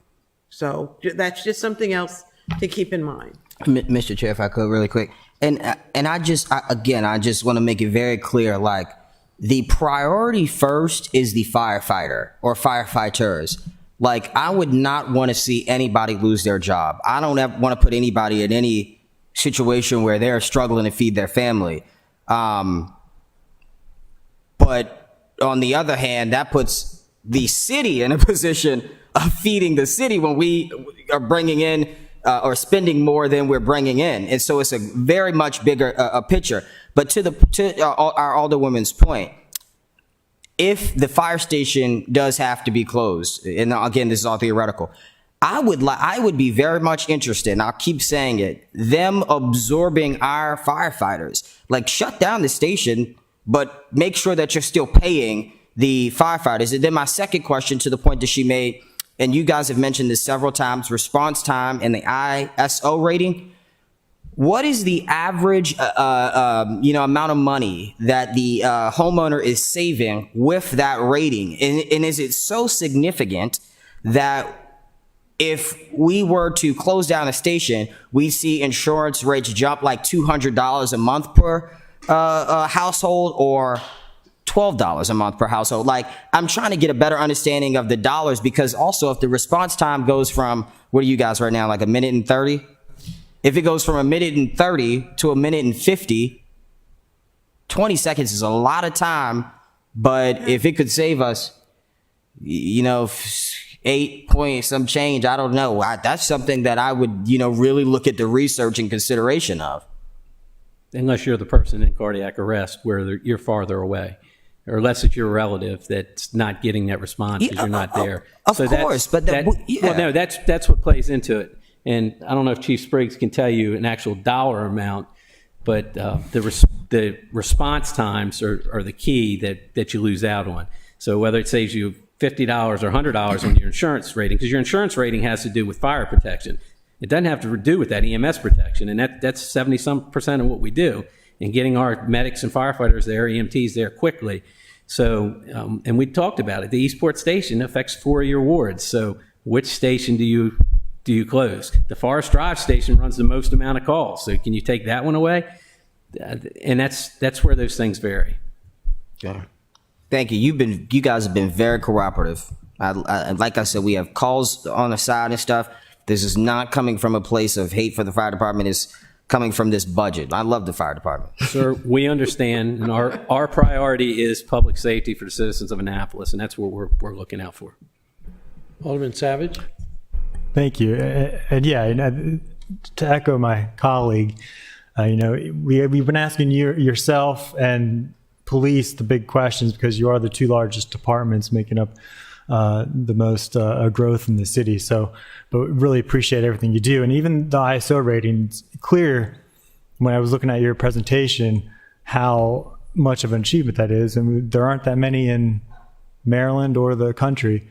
But the big question is, can we continue to afford that standard? Because I think there's a hidden cost to that, which we haven't quite been able to quantify. I know it involves having a certain number of staff on vehicles, on the trucks. That equals money. And I get to my colleague's point in terms of the response time, but it's a balance between all these things. I mean, if response time was the most important thing, we'd be adding even more firefighters, more stations, but we can't. We have to draw a line somewhere. And I think it's a reasonable question of his to ask that. Where is that balance? Especially in light of our deficit, I think it's worthwhile even looking at some of these other like people have mentioned, moving to the county. That's a much larger conversation. I think we need to spend a lot more time looking into, but I think it's something worth looking into. Other jurisdictions, according to my understanding, some municipalities do share the fire with the counties where they reside. And some jurisdictions that are even larger than us do that. So, at some point, if the costs keep going up, we're going to have to ask those tough questions of can we really afford it? That's why I was pushing the police in terms of, are there certain special operations we can kind of share with the county? And that's one question I guess I'd ask for you, because I think in the budget there are some trainers on staff. Is that something where we can just partner, get an agreement with the county to kind of share some of the training responsibilities and staffing? So we currently have two firefighters assigned to training, and they're both officers. And their primary responsibility is training, and that's not just entry-level training. They conduct what we would call in-service training or training throughout the year for all of our personnel. Some of that includes getting people qualified to drive or pump fire apparatus, which in turn affect promotional opportunities. There's training that involves safety. The officers that are also assigned to training are also our safety officers. So whenever we have a structure fire, we're required to have someone that acts in a role of safety to make sure that nothing goes wrong. There's a set of eyes on the outside of a structure fire, basically. And so those officers are trained to be our safety officers on any working fire in the city. So they don't just do training. And then if we need them to staff a piece of apparatus because things are busy in the city, we're out of fire engines or we're out of medic units, and we have to put something in service because nothing else is around, nothing else is available, we can reach out to those guys and say, hey, we need you to go to the Forest Drive station and grab the reserve fire engine and put that fire engine in service because we have to have something available to protect everyone else in the city because everyone's tied up on a fire. So it's not just the training portion. It's two people that work every single day, but they do multiple things. And we have multiple mandates yearly on specific training that needs to be done. But I need the whole council to really understand that when we talk about partnering with the county and the Naval Academy, we already do it. We have 2 people assigned to training. If there's a fire academy class going on and we have people in the fire academy class, we have 1 instructor up there and they have probably 8 full-time instructors, and then part-time instructors have to come up there because you need certified instructors to do that. So we share these resources all day long. We're currently doing some special operations training with BWI Airport currently, and then we're going to move on, and we have some scheduled with Anne Arundel County. So they have trainers there. We have trainers there. None of our jurisdictions, no matter how big they are, have enough to do this. And we even partnered with one of the counties that was just starting their I was going to say inspector program, their instructors program. They're doing their first fire school class, and one of our lieutenants in training has been involved in multiple fire classes in Anne Arundel County. I mean, he's probably trained well over 300 employees from Anne Arundel, BWI, and in the city of Annapolis that know Lieutenant McGill. And he actually went out one day and helped Washington County do one of their burns one day. Didn't cost us overtime or anything like that, but we're always looking to assist, and we utilize these resources. We have a council of academies, which are all the municipal and smaller jurisdictions in our surrounding area. They meet monthly or quarterly to talk about what's going on in training. So it's not like we can just outsource that. Yeah. Thank you. That was actually my next question about some existing agreements we may have with the county. So glad to hear that.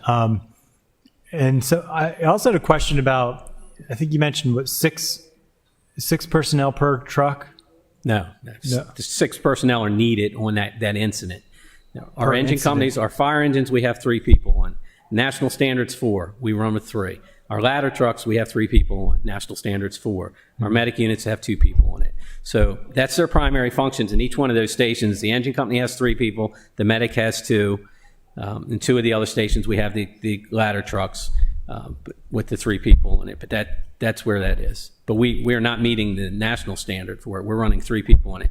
And I'd be lying to you if I didn't tell you we needed more people, because you can do a lot more with 4 people. There's some safety aspects to it. But for the calls we're running and what we do and the staff we have, I'm comfortable with that on the fire apparatus right now. The union would tell you they want 4, but Yeah. And how many, so the SAFER grant added, that funded what, 8 or 12? I'm trying to remember. We had lost 14 positions back in the 2010 budget. The SAFER grant gave us those 12 of those positions back. And you could go back and look and say, hey, we survived those years without that staffing. We had tough times through those years. I believe it was one of the last go-around meetings, it may have been last year, when we told you about Carol and I were on a fire on Bowie Avenue, and we were waiting for a ladder truck, and it was coming from Odenton because the call volumes, we didn't have staffing at that time for the truck, and that's a long time. And when you're waiting that long for a ladder truck, the best place for that ladder truck's up in front of that structure so you can use the aerial. When they're that far out, you lay hose in the street, you charge hose lines, you can no longer get your truck to the front of the building, so that causes a problem. We had a 2-alarm fire on Americana Drive the other day. That took 50-some firefighters from Annapolis, Anne Arundel County, and the Naval Academy. But our ladder trucks were right up in front of the building. Those buildings are the type of buildings that scare us because there's 6 stories, they're not sprinklered. We have a large variety of people of different ages living in those buildings, and we were able to get to it quick. It could have been very bad for us because the fire started on the basement level and was burning up the outside of the building. So you get a 6-story building like that, you need a lot of people. Now, how many ladder trucks do we have? 2 ladder trucks. Both of our ladder trucks are what we call tiller trucks. They bend in the middle. They're just trucks you see with one person in the front, one in the back. Our streets, I believe the alderman during the last one talked about, you may have had to pop off that day because I asked him actually if we'd answered your questions. I know you were working or had something to do, but he talked about the ladder truck from Taylor Avenue riding down his street and barely getting through. Anne Arundel County has 1 tiller ladder truck, and that's up in Revere Beach. So, does the Navy have one? And Navy's got a rear mount ladder truck, but theirs is a quint. Theirs is not a 100-foot aerial. The Navy combines a fire engine and a ladder truck together. They put 4 people on that, and it can only provide one of those functions at the time. But they don't bend in the middle. So even Anne Arundel County's trucks, they have a tower at the West Annapolis station, but they're not conducive to our streets. And to get them around the city of Annapolis is difficult. But they're on our run cards, and you'll see them in here every day because the call volume is so much that you see that. Now how long have we had 2 ladder trucks? Since the 1960s and before that. We are still running the same, actually we're reduced one engine company, but from the 60s, we're still running the same amount of apparatus. It's just we're running with more people. Just different shifts. It used to be, well, the shifts are what really cost us. We went from, and that was probably in 2009, 2008, but it was before that where the mayor and the council agreed to the union's request to reduce the work hours of our firefighters. Our firefighters were working a 56-hour work week, working a 24-48 shift. The surrounding jurisdictions around us reduced the work hours of their firefighters to a 40-some-hour work week, which basically went to one 24-72 shift. For us to be able to do that, and the mayor and council agreed to do that, to reduce the work hours of the firefighters because they were working so many more hours than everybody else, we had to add that shift. That shift was 30-some people. We're talking from chief level down. So that's the biggest jump you see over the years. Now there's one person here, one person there, and we've added an additional medic unit over the years and that stuff. But that's what's really put us up there to where your concerns are about the staffing levels. But we're still running, and we still need to run the same amount of apparatus. It was adding that additional shift. And we get questioned about that. Well, can we go back to a 24-48 schedule? Well, you're increasing the work hours of the firefighters. So at this point, I doubt very seriously that they'd be real happy to say you're increasing their hours and you're not increasing their pay. And with that, when the crews that are working, or the jurisdictions that still work that 24-48 shift, they give Kelly days. So those Kelly days are additional days off within those work periods to bring down the work hours. So it's automatic more days off, which means more people have to be off, which means you have to have other people to fill that. And there's that fine balance of when does that fourth shift kick in? Because it's not like you can just say, okay, we're going to go back to a 24-48 shift, give them a couple Kelly days and call it a day. The majority of that fourth shift, which would be probably 25 people at least, you would need to cover the Kelly days on the other 3 shifts. So you're still, it's that fine balance. Yeah. Yeah. And thank you for that, the detailed email that you sent out describing that. I hope it answered the questions. Yeah, it did. Thank you. And well, so, but back to the SAFER grant though, because so 14 firefighters, but how did the department handle it when you were short 14 firefighters? What were the consequences? We reduced the staffing at the Eastport station where the ladder truck did not get out. And we had fires in Harbor House where people were trapped on the second and third floors where we were waiting for the aerial units and more personnel from other stations to get there. Because when you're standing out there and you're waiting for help and people are screaming at you, it seems like forever. And we get all the time, we get the concerns. And we have the great response times. From the time that we leave the building, we're on scene within 4 minutes, which meets the national average, and we're beating the national average on a lot of things we're doing. But I get it. When somebody calls 911, and I've been there too, where I pull up on a scene and I'm waiting on help and it seems like it's taking forever to get there, and it's 4 minutes, seems like forever. When that ladder truck's not in that building and it's coming from outside Anne Arundel County and you're waiting 6 to 8 minutes, you're really doing something, especially when you have people trapped in a burned building. Yeah. We managed. It was difficult.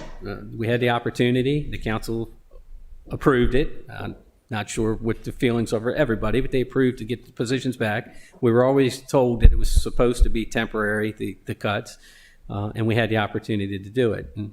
Yeah. Well, yeah. I mean, I wish it was a little more moderated in terms of that jumping to add 14 new firefighters.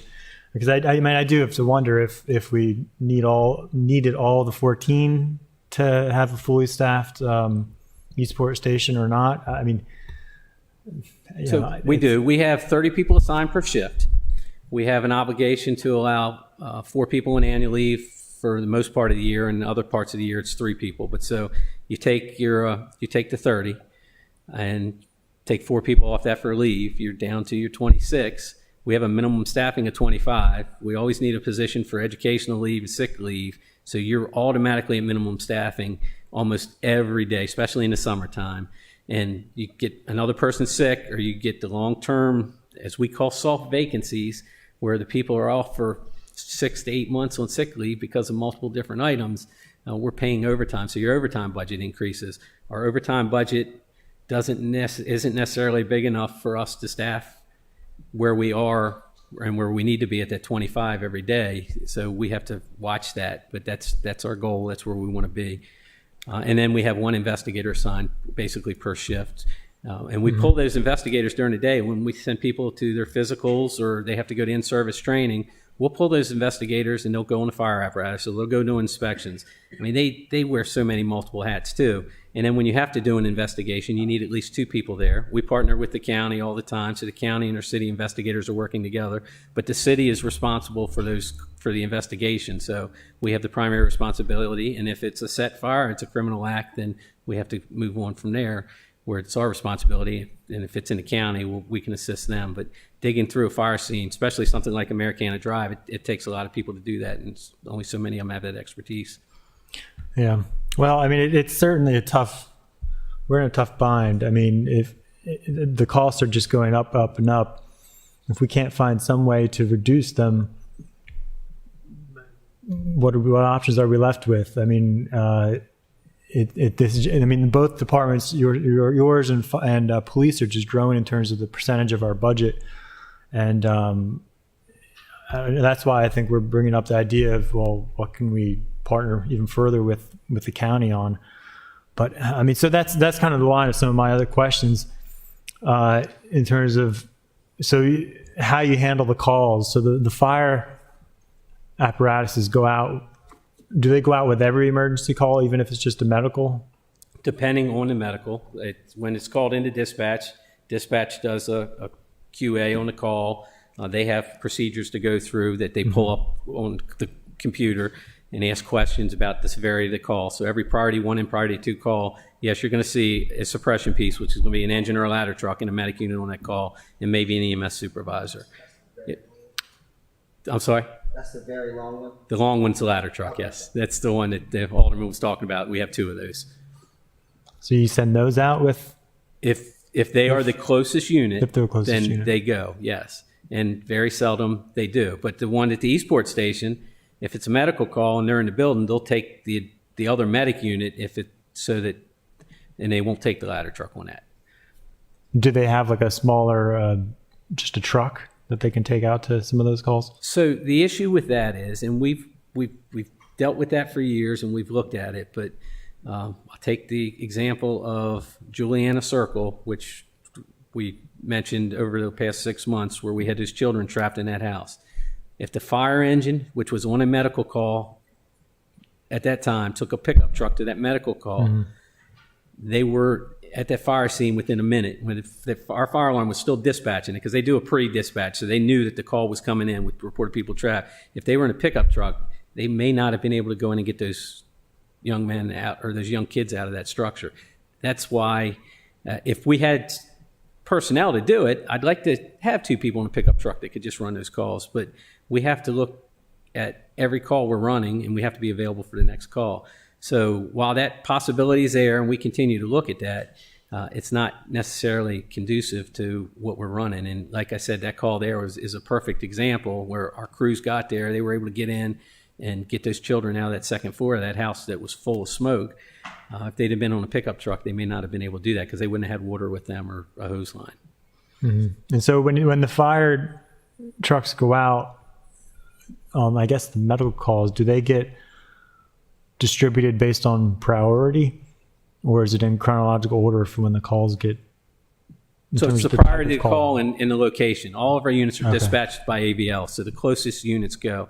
And if the engine company is closer than the medics, because they can get there with EMTs, they're going to get dispatched first. But as I told you about the calls earlier and the number of people we need on it, more than likely you're going to see a fire engine there with them anyway, because we need 5 people on most of those medical calls. And I think I saw on one of your slides you did have a distribution of how many, what is like every 2 out of 3 calls, I guess, are medical. Yeah, it's 70% of them are medical calls. So the majority of what we do is medical, but we have that, and we've recently, and it comes in cycles, but recently we've had quite a few fires. Had one yesterday in Hillsmere Shores that was a pretty significant fire. And so what's the total number of fire calls that you had? Yeah, Jarrell, you got it there. Oh, I have it right here.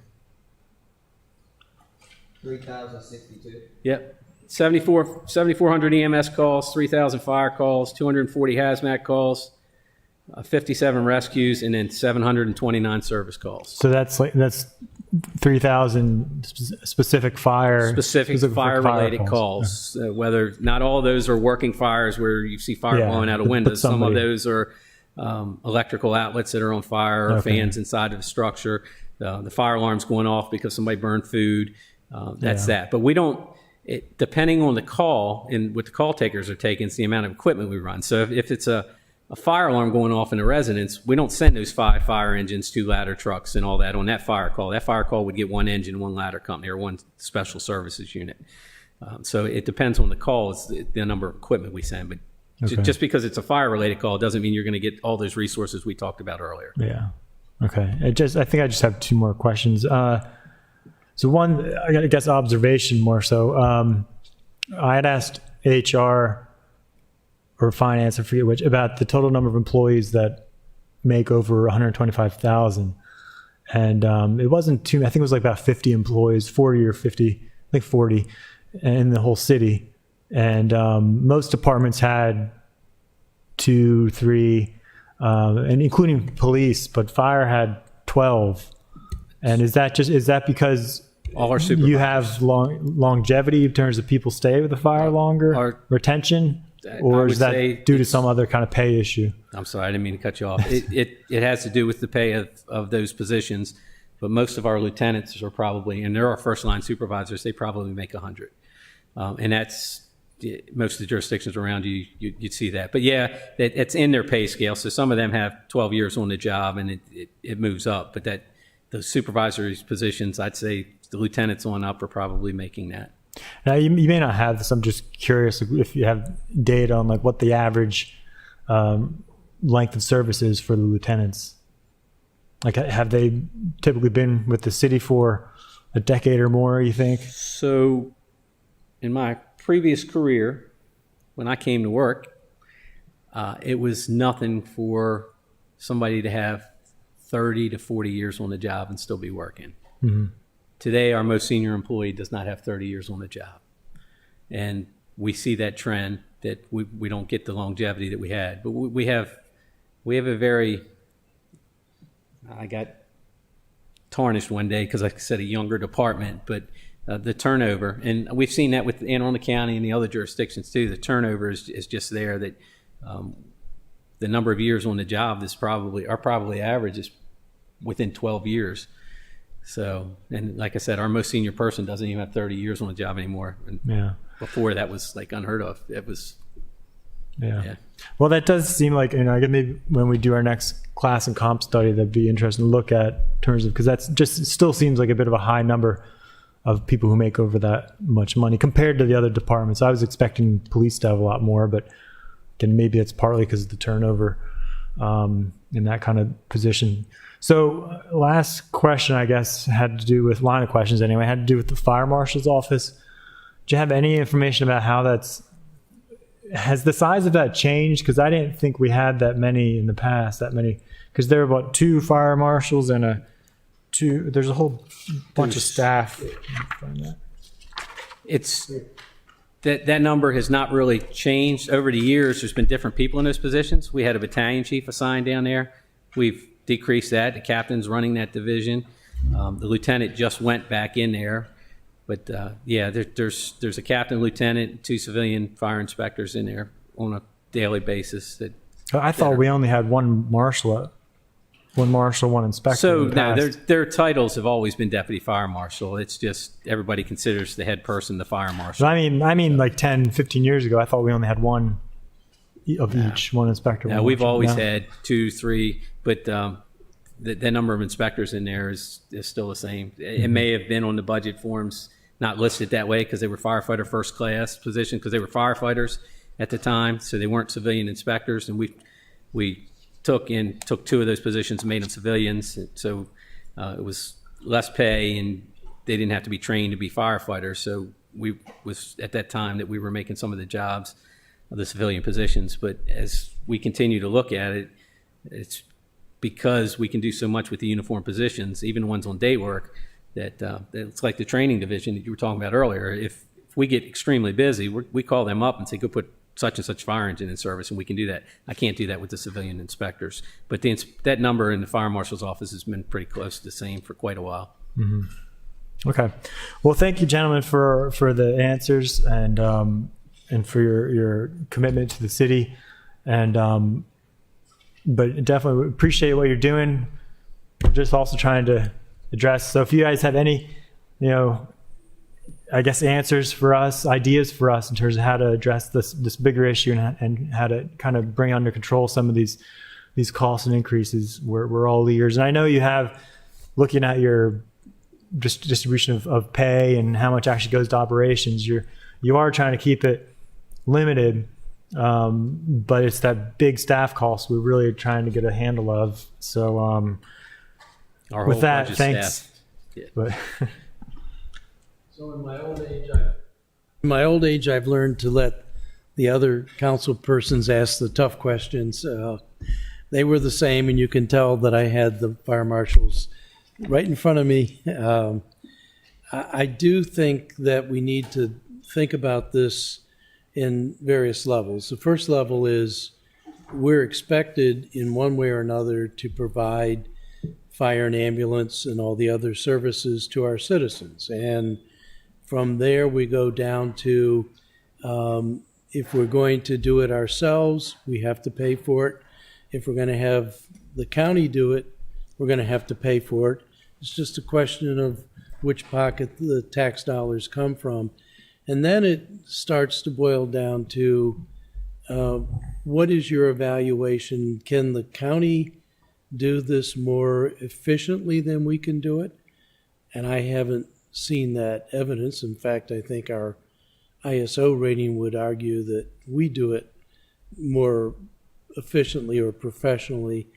And can they do it for less cost? We're competing in the same wage pool. 93% of our costs are wages, salaries, and benefits. So I don't see the saving there. So when I talk about this with my constituents, it boils down to, do you want to have autonomy and control over the resource, or do you want to bump that up to the next higher level of political division? And the answer is not very ambiguous when I get it. And when people talk about closing our station, they're not quiet about that idea either. So like my colleagues, we do thank you for a number of things. One, you gave us a very clear and transparent set of information. You always have. You've been excellent at that.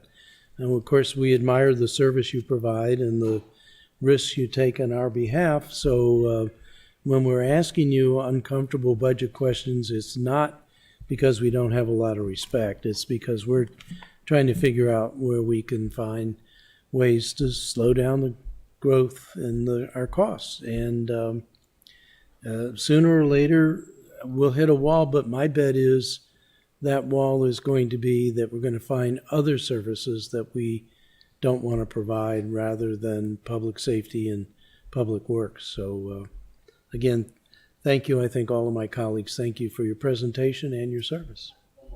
Oh, except there's one more question. Thanks. It's usually the worst one, too. No. It's actually not. I just, I talked similarly with transportation about this earlier, and Director Nash, because you mentioned the Watergate property a couple of times, and I know that there are plans for increased development within the Eastport area. Obviously, Watergate is expected to redevelop their property, including more units in the front. You got the Eastport Town Center development, and then you have Eastport Terrace and Harbor House that are expected to be redeveloped. When nowadays, okay, so I have two questions. Because my first question is that when you have a property like Watergate, that because of its age, they don't have, sprinkler system, etc. Could there be something on code if the council was, obviously open to something like this, where we're saying, look, because of the risk factor to your residents, we are requiring that the property management pay X amount of dollars into this safety plan or whatever, so that the fire department is, best able to respond to these incidents, in particular the one that you were talking about the other day. Or along with that, can we require them to do additional things within their building, like, I don't know, putting those those backpacks that they use in like China and stuff, when there's a fire, you throw it in, the smoke comes out, and like just innovative things like that to say, like, look, you have to be proactive in helping us, with the issue that you have. That's my first part. So unless the city council changes the fire code, there's not a lot we can do until it comes time when they're going to renovate their buildings, and then the code kicks in. Now, we do have a plan that goes back to the late 80s or early 90s fire. It was a 90s fire on Main Street, where the council had a commission put together about fire safety, and there's been several since, because it seems like every time we have a major fire in a historic district, we hear about a group, and then we bring a group in and they tell us basically the same things, and a lot of it had to do with staffing levels, which we've, over the years, we have increased some, because we used to run 2 people in fire apparatus. We don't do that anymore. But one of the goals was, or one of the recommendations was, to hire a fire protection engineer for the city of Annapolis. We've done it several different ways throughout the years. We've done part-time employees, but we've done contract employees. We contracted it out to third parties. We still had concerns from the contractors and the people doing the projects about how much it was costing them. But we feel that having a full-time fire protection engineer on staff in the fire marshal's office is the way to go. It's not only going to help that, it's going to help the concerns we hear, because we hear it all the time still, that sometimes the city of Annapolis is not real easy to work with when it comes to buildings and projects. And they say that a lot about the permit process. And we feel having the fire protection engineer full-time down there is going to help that. I've talked to Dr. Nash. She agrees. She supports that. But I've heard the council loud and clear that anything we want to do, we need to do it within budget. And we're working currently on converting a position to that. So there will be another engineer downtown. There will be one less uniform position, and it hurts me. It pains me every time I think about taking a uniform position out of the field, but it's something that's needed. And looking at our staffing levels, we can do this without impacting that staffing, because of one position we have that flexibility with. So that would help, is the full-time fire protection engineer. As for requiring the community to pay more, well, you're going to hear about that, because the city taxpayers are city taxpayers, so they're going to be wanting to pay the same taxes. In a private However, company impact like that, fees of some sort may be something the council would want to look at. We hear about adequate facilities all the time, and I know that Dr. Nash, and actually I believe the city manager, wants to do something with that adequate facilities ordinance. Well, to me, that's one place to look at it, because I think that we should be paying for upkeep of some of the city buildings, the fire stations, and some of the larger projects should probably have to pay more than others. But that's a bigger discussion. It's out of the realm of the fire chief. That's a political decision. But it could be helpful down the line because I'm thinking of two things. And again, all to produce revenue for the department, not to take away anything. And it won't be significant. I'm not saying like $1 million a year or anything, but if we put in, like, look, because of this X issue with public safety, we'd like to, you to pay $2,500 a month into this fire safety fund or something like that. Obviously, that's something that we would have to do, but it would, I'm assuming, be beneficial to you. And my second question, and then that's it, within the same lines, as we move forward with some of these bigger developments, and you just kind of gave me a clue of where to adequate public facilities and adding some verbiage there to just assist you. That would be helpful, or no? I don't want to get in your way. Bye. I have to defer to the city manager and the finance director, but I'm sure any additional revenues that come into the city of Annapolis would not hurt. And we are trying, like I said, we've looked at the EMS billing hard. We've worked throughout the last year to work with Medicaid to be able to do some increases where we're going to get some actual costs compared to the $150 or whatever we're getting for an ambulance transport for Medicaid. So we continue to look at that. So we'll be able to increase some revenues that way. We looked at our permit fees and our inspection fees, and we're making sure that the re-inspections are actually being billed out the way they're supposed to be. So we continue to look at that. But for those big projects, that's a council item there because of the taxes that's already being paid by the citizens. Thank you so much. I appreciate it.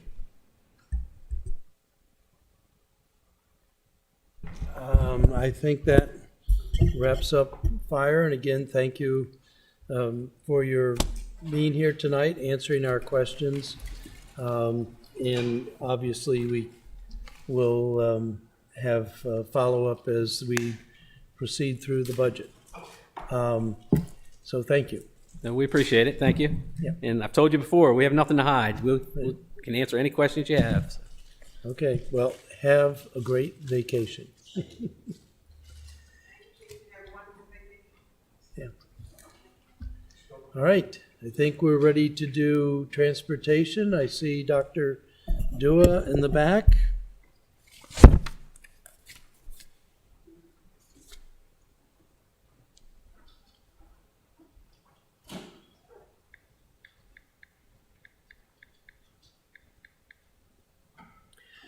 Good evening. So, as you know, we're doing follow-up questions at a policy level with council members, but also drilling down into some of the information. We have your presentation given by former Director Gordon, which was well received by the Finance Committee. And at this point, I will open things up to members of the Finance Committee. Are there questions on transportation from Finance Committee members? This might be a good sign. Mr. Chair, I think I asked my questions when the director came before us, All right, so I don't think I have any. all right, thank you. Alderman Paone. Thank you, Mr. Chair. Mr. Dua, what do you see as a trend of the Transportation Department in terms of just moving people around? I mean, is there even going to be a Transportation Department in 10 or 15 years? I'm being serious. I mean, we see that we expect to carry people still because we do what's called transportation needs analysis in the city. Look at those who have no vehicles, meaning households with no vehicles. We also see people who have aged and therefore they may not be able to drive themselves. Excuse me, could you try to speak a little louder? Yep, it's on. Okay. Hello. Thank you, much better. Yeah, we see the continuation of carrying people around because our transportation needs analysis, which is based upon land use and demographics, indicate that people age and they stop driving. We also have households which do not have any vehicles that depends on public transportation. Some people also make a choice to take public transportation. So we do expect to continue to operate. Perhaps the nature of operations may change with technology available. Instead of running so many fixed routes, we can do on-demand services where people can dial in, give us an idea of when they need to be picked up from their various homes, similar to the paratransit service. Okay. No, I'm not going to ask that question. Thank you, sir. Alderman Gay. Thanks. First, I just wanted to make my colleagues aware of some amendments that I have coming based off of discussion that we have had. The first being, we talked at length earlier about just educating the general public on what the Department of Transportation offers. I was shocked to hear that we hadn't had a marketing director or marketing budget for the department since 2011. And so I will amend and get the dollars from somewhere to put money into marketing for the City of Annapolis Department of Transportation. I think it's critical that we make our residents aware of what programs we offer, rates, routes, etc. If we wish to Fred's point, get people to continue, riding and participating in the Department of Transportation. Two other points that I want to make, though.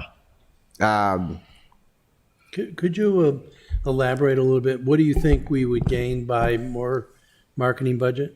Well, I think that when tourists come to our city, it would be great if they could see either visually in the format of a poster, flyer, etc., or video saying like, this is, where our stops are. This is where the red route will take you here. Obviously, you can go onto the web page and, find those things buried under links and stuff. But to make it more accessible for the general public to just have education on what we offer for transit. I think a part of that too goes into, as the department had mentioned in their 5-year transit development plan, investing dollars into technologies that I think is just so critical. I know Director Gordon expanded on this during his presentation. If you can pull out your phone and just hit an app and it shows you where the bus is, how many minutes it is away from your stop, those things are so helpful. It gives people more comfortable with just saying like, okay, I don't have to, get in my car to drive from 6th Street across the Eastport Bridge to downtown. I can wait 5 minutes for this bus. I know it'll be on the corner of the Eastport Shopping Center in 5 minutes. I can walk from my house, pay my $2 via the app or in person, and bam, I'm there and back. So, hopefully it helps there. And then another conversation that I had with the director and Director Nash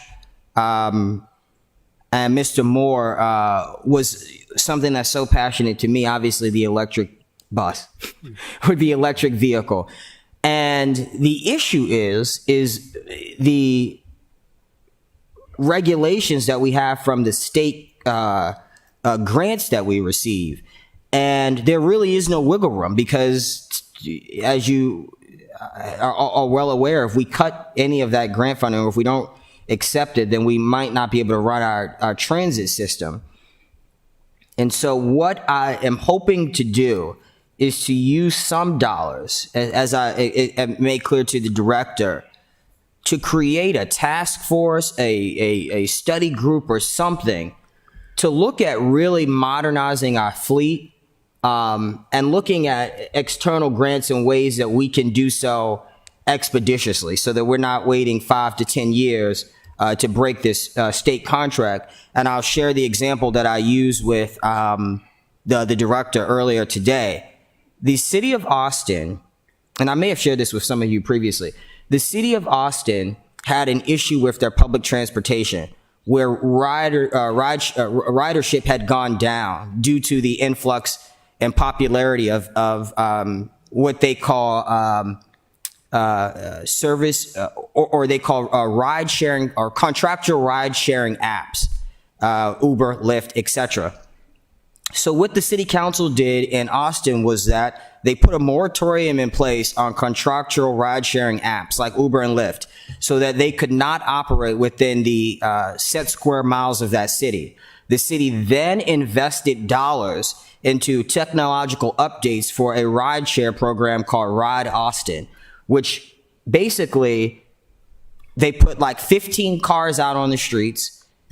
These individuals were hired through the city. It operated very similar to Uber and Lyft, but the drivers did have some extensive benefits that Uber and Lyft don't provide through the city.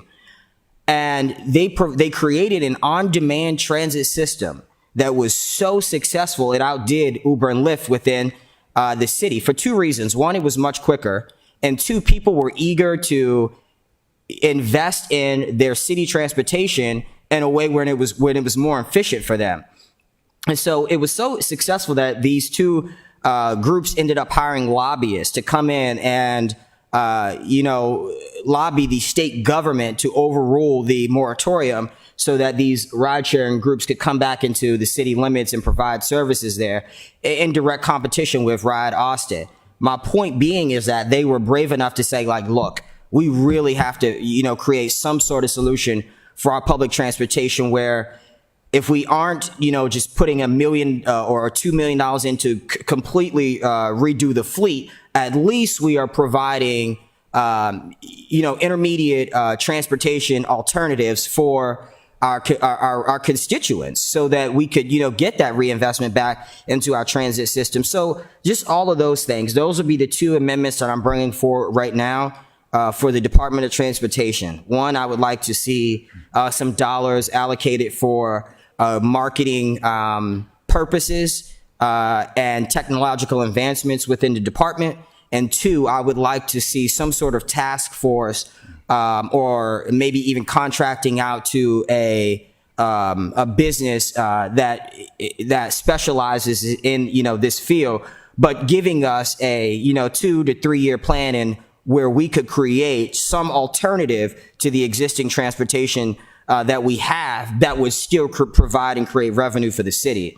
So those are my two amendments, and I'm open, obviously, to discuss that with my colleagues and hope that I would get some support in that we could just help our transportation system down the line. Not to say, as I told you earlier, Director, I think that we do have a top-tier bus service. I talked to the drivers They enjoy their job. They would, like to feel that we are supporting them, obviously with their salaries and stuff like that. Every department does.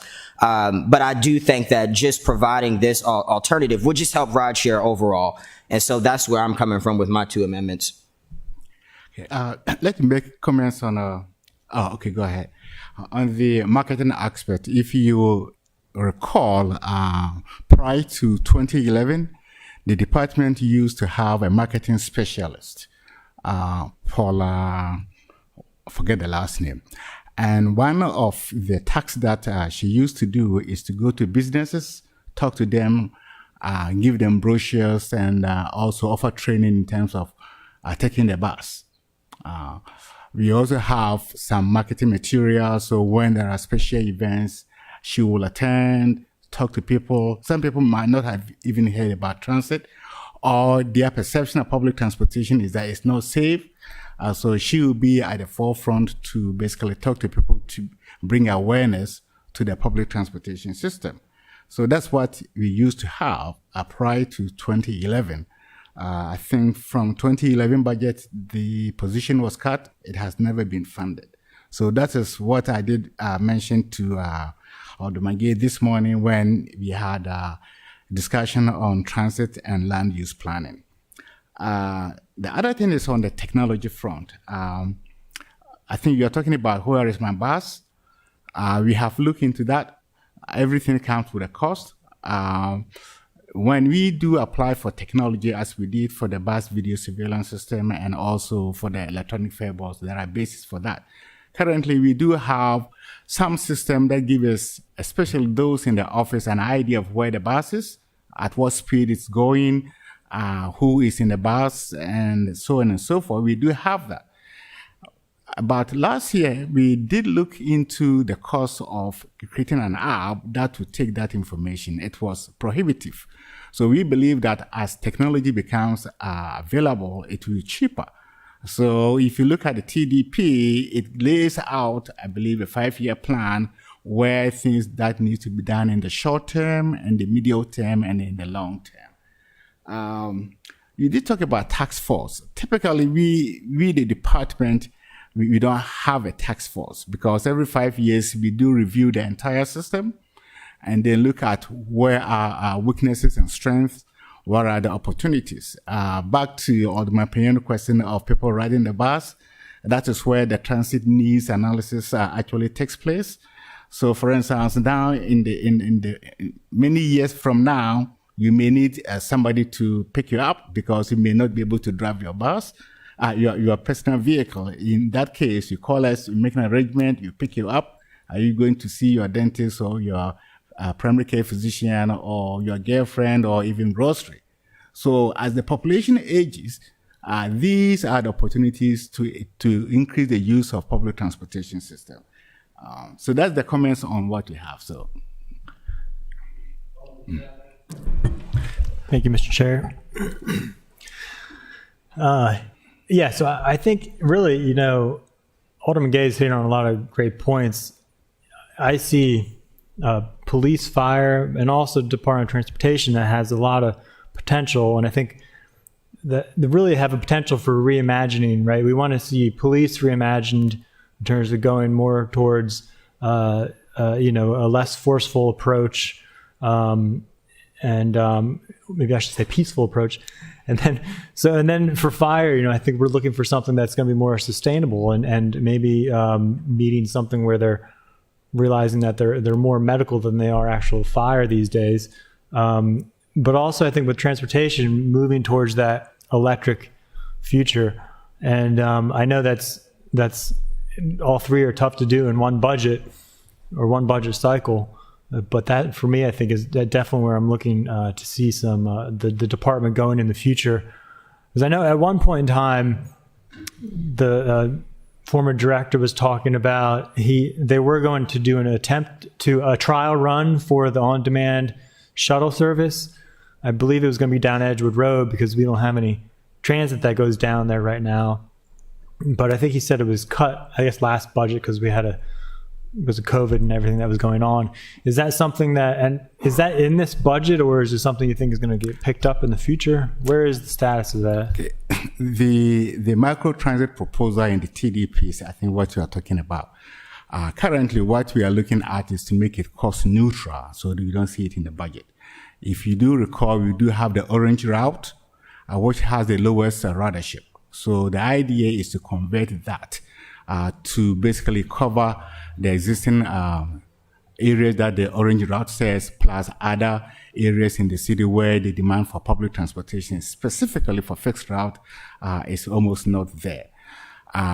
We are still doing the planning at the planning stage, but the major component is the app that needs to be developed. Marcus is looking at what Montgomery County actually has as its pilot project. And based upon that, we will finalize the planning, come to council because it's a service change. We have to have public hearing and send our comments back to FTA and MTA. So when the time comes, you will hear about it. You have the you have the opportunity to ask questions. Especially, we need to map out those areas that we need to serve, so that they can pick up these people, take them to, say, a major bus stop, say Eastport or the Giant down there, and then they will continue their trip on a fixed route to wherever that they want to go. That is one of the short-term goals in the transportation development plan. But at that time, COVID hit. So we basically said, let's wait. When the time comes, we will actually bring it to council here. But the planning is understood. Marcus is actually looking at the potential locations and then come up with the proposals and how we have to map the network so that you'll be able to implement it successfully. Okay, well, good. And that was one reason why with Alderman Arnett's transportation adequate public facility ordinance, I was trying to open the door more for those collective mitigation projects, or to create some kind of fund or even impact fee where the new development will pay into that, or even existing, because I think I may have mentioned before, but some of the complexes in my ward, the senior complexes, are open to, and some of them have already committed to, well, they've said they would like to contribute money towards some kind of an on-demand shuttle to help serve their residents. Because again, right now they don't have great access, especially as they go down Edgewood Road. They have to walk up to the Giant to get a transfer downtown, and then they have to transfer at Eastport to get down into downtown. So it's not really ideal for them, but it's just an alternative model that I'd be happy to try to work with you on for perhaps next year's next budget. Okay. Well, currently, if they are, I believe, age 60 plus, and or the person has some disability, they can actually make use of our ADA complementary paratransit within a service area. In fact, if you live, I believe it's a quarter mile out of a bus stop, from a bus stop, you qualify. And we use a bus to pick up one individual, either to go to see his or her primary care physician or go to the grocery. We still do that. That is ADA. There is also a general on-demand service which the micro transit comes into play. So when we do that, we will look at that particular location. Again, we look at the demographics and see where is the low latent demand for transit, and then go in there. But currently, if they are seniors with disabilities, they can actually apply, and all that they need to do is to give us a call. We will schedule it and pick up and then drop off pick up from their home and drop off them back to their home. So that service is currently available for those who qualify. So over 60, do they have to have a disability? Yes, because it's an ADA Act. Yeah. Right. Those who can, for whatever medical reason, they cannot take the fixed route. Either they cannot walk to the closest bus stop, they can actually. So there is a very simple application process that you go through, and then you bring it back, we create a card for you, and then you have a number to call anytime. You need to call 24 hours before your trip though, and then you pick the person up. Okay. Yeah, because I'm really intrigued. I'll have to talk with you more about that. But I am intrigued by the idea of again, just transitioning to an electric. It seems like, and that's one reason I think I've asked you before, if we had certain types of data.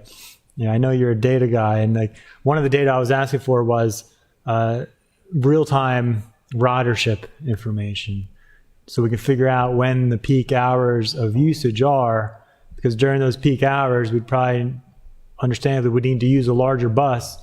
But if the majority of the day is non-peak, low usage, we could make do with a smaller electric vehicle and just swap it out.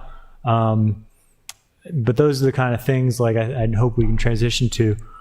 And looking at other jurisdictions, I know Frederick, I think, was the first jurisdiction in Maryland to get a large electric transit bus, and it can go about 150 miles after I think a 3-hour charge.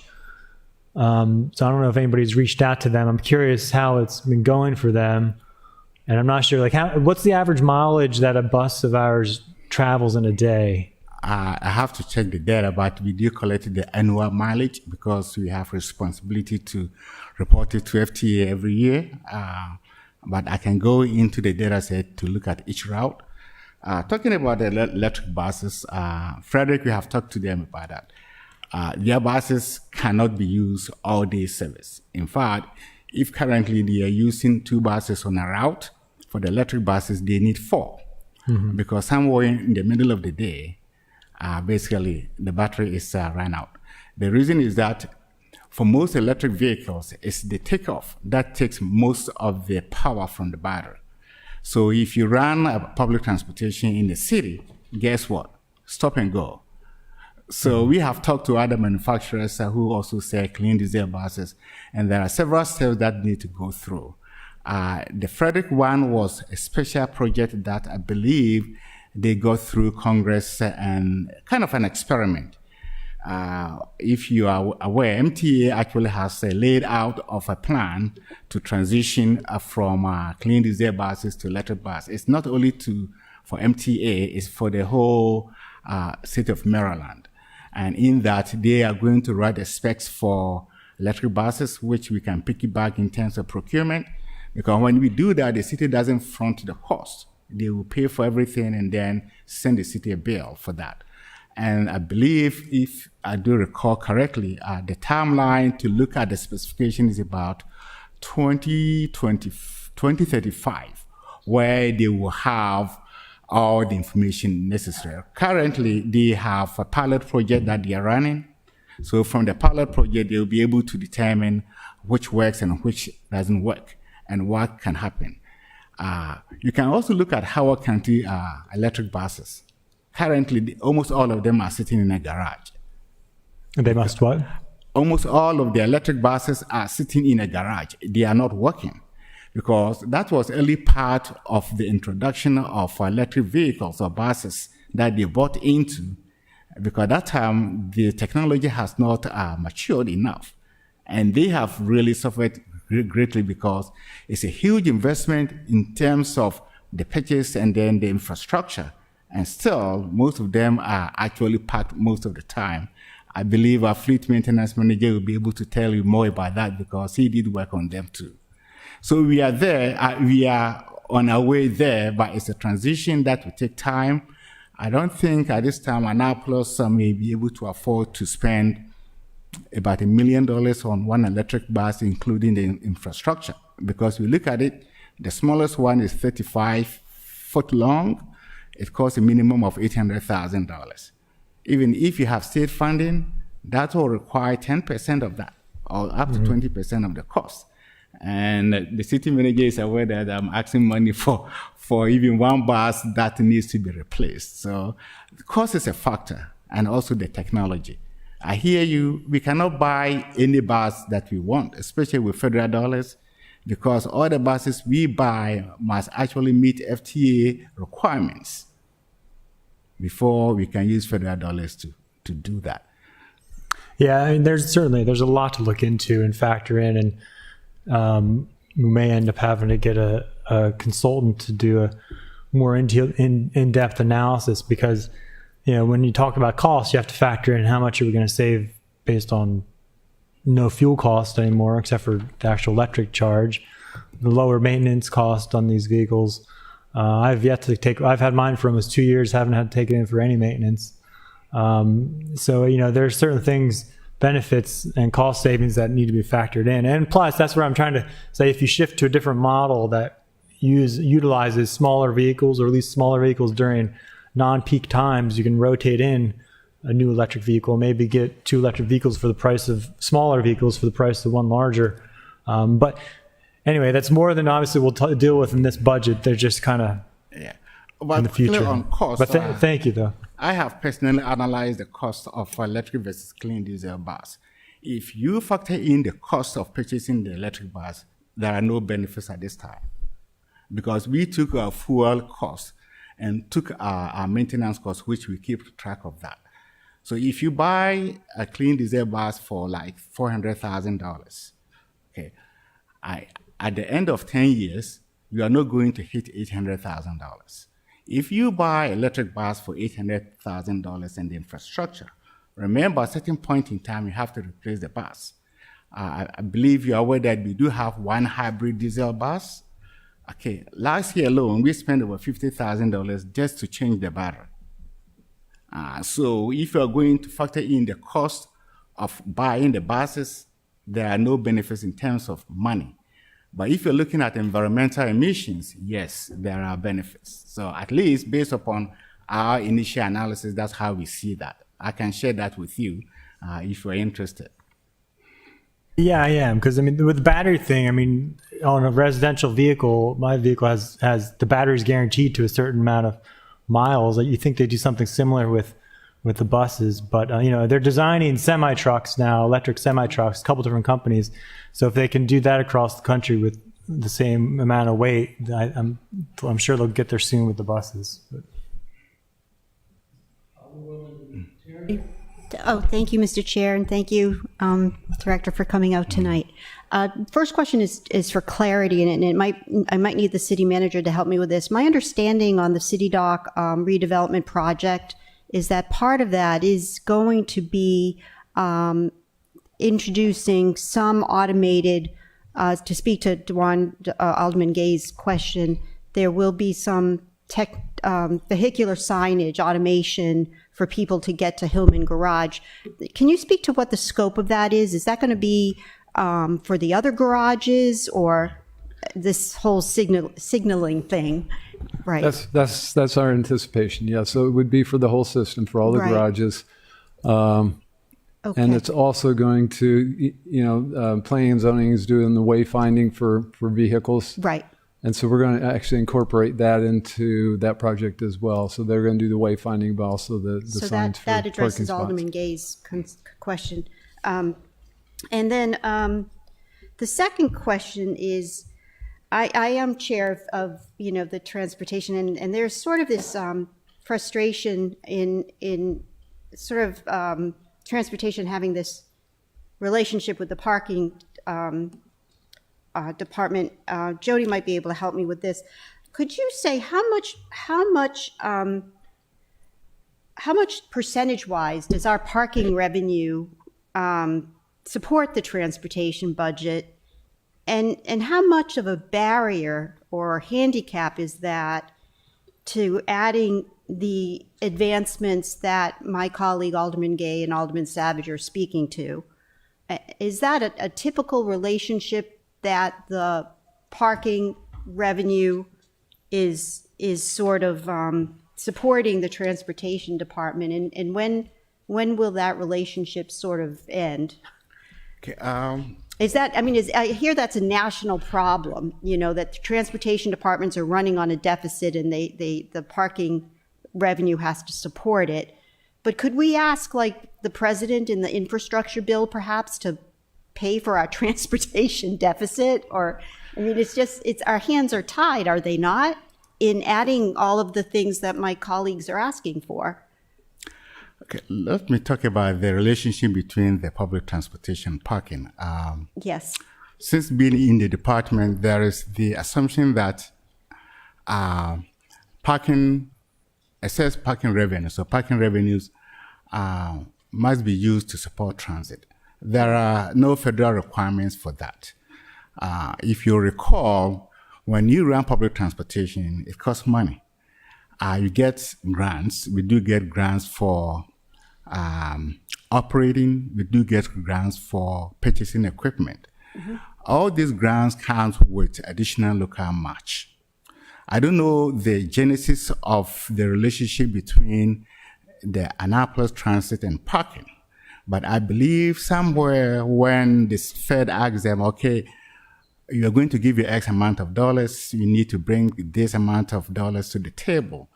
You need to identify a sustainable source of revenue to be able to meet your share of the obligations. I don't know the history, but that's how I believe it did work out. There are no requirements that the city must use parking funds to support transit. Other jurisdictions have some kind of special transportation tax, maybe 1 cent, that is a dedicated fund for their public transportation. Others use what is called tax differentials. Not that there is an increase in the tax rate, but property values go up. So wherever there is property values increase, then the additional revenue, a small percentage, that municipality may set it aside for public transportation. So the city is not required to use parking funds. If they have another source of revenue to support that, that is fine. But it's not a requirement that we have to specifically use parking funds to support transit.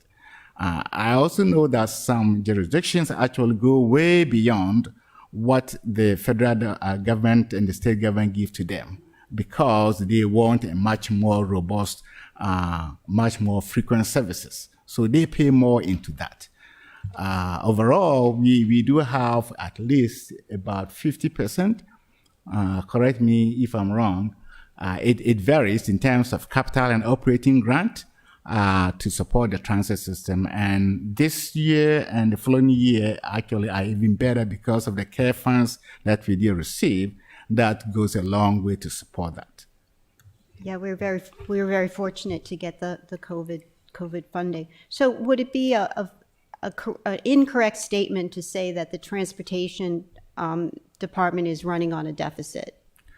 We always have what is called net operating deficit, and that is where the city comes in to pay for that. So every year, what happens is that we get all our grants, all our fair revenues, other special agreements with, say, the DGS, because the state employees take the state shuttle, so they have agreed to pay us a lump sum.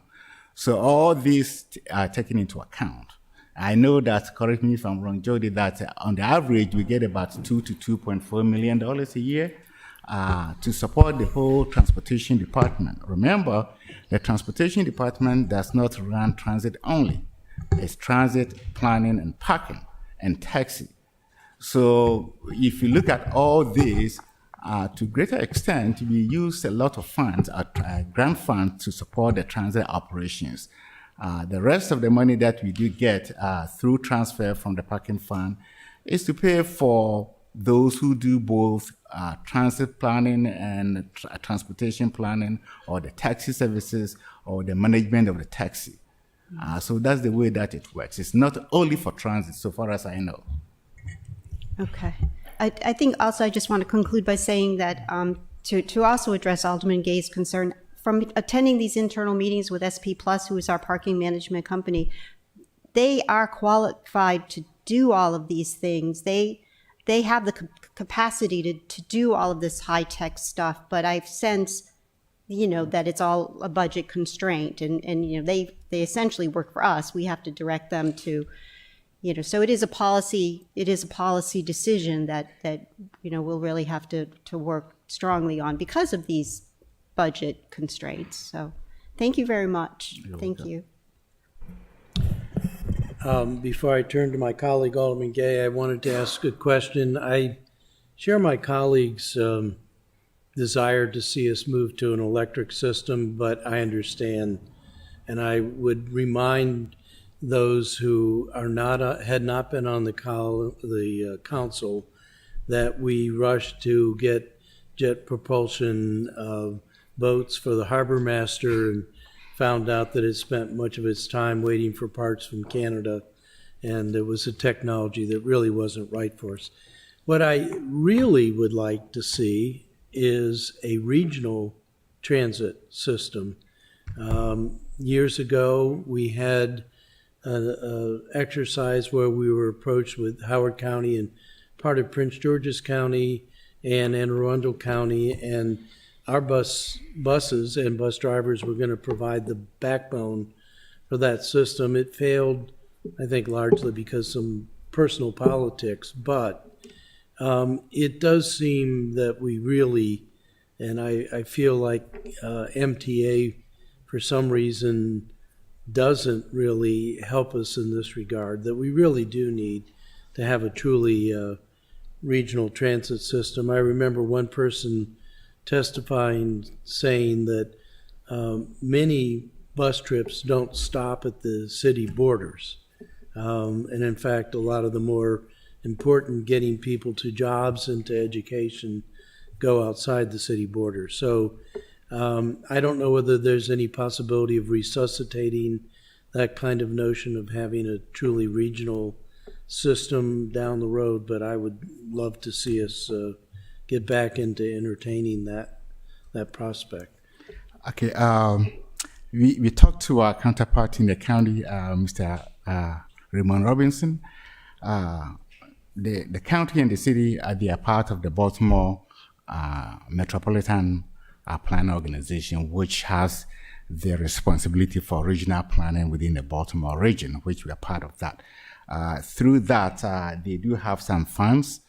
They are doing a feasibility study for a regional system, or at least a county-wide transit system. So that is happening, so you will see the results. I know what you are talking about 2012, whatever that came in. I believe what happened was that typically for RTAs, you need a federal mandate, a state mandate. And then the next step is you do a feasibility study, because we have individual players. What kind of organization structure that we need to put in place to run that area-wide public transportation system? None of those things actually happened, if you recall. So when First Transit was here, before the full council, they couldn't answer most of the questions that council asked. Council asked simple questions: how much savings you will get? Or if this and that happens, that doesn't guarantee you any savings. So perhaps that's one of the reasons why the council didn't vote for that. But you start with feasibility study, what is feasible. We need to restructure the whole route system. What kind of services you need to provide in the rural areas versus the more dense urban areas. All these things need to be factored out and before you actually develop a route structure and start implementation. What kind of agreement the city will have with the county? And in that case, the city needs to put the money up front, not at the end of the year. Can the city afford that? So these are the questions that need to be answered, especially when we want to move in that direction. So it's still on the table. We are waiting for the feasibility study for us to review, and then if there are any recommendations, certainly council and the city manager's office will hear what they have found so far as at least having a county-wide transit system in this particular county, including the city of Annapolis.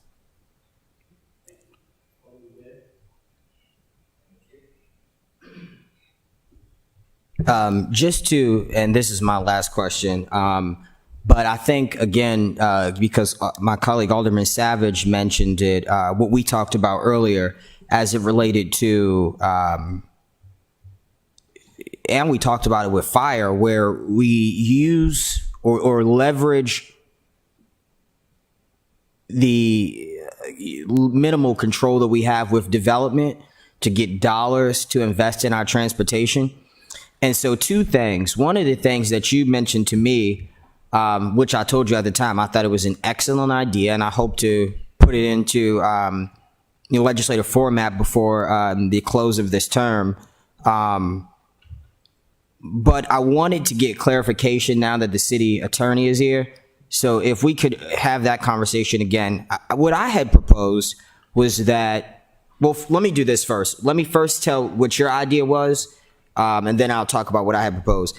He made a very, very good point in that, because I was talking about the traffic issues that we have at downtown and in the Eastport area and stuff like that. And so my idea was that we partner with, these new developers and stuff as they come in, the Eastport Shopping Center and all of this stuff, and we get them to buy these mini buses and stuff like that. And we run those electric vehicles Thursday through Sunday on a trial basis and see what happens when we give residents the opportunity to get that electric vehicle in their neighborhood on a corner and is dropping them off, instantly right across the Eastport Bridge or whatever like that. The point that he made, which I thought was excellent, and I would hope to move forward with it if the legalities work out, is that we, in particular for special events, like when we host these mass events like the Bow Show and all of this stuff, we would require that the organizers, indicate to anybody willing to participate in this event, you park at the Navy lot, or you park at whatever, because we don't want the traffic impact on our downtown area. And the city, but the issue we got into was the contracting out of the buses. The city would then, get a bus or whatever, and you pay a set amount, and it would provide transportation back and forth for individuals, participants to these events. The issue that we got into was that I believe there was some concern with contracting out the actual buses. Because it would mess with the grant money.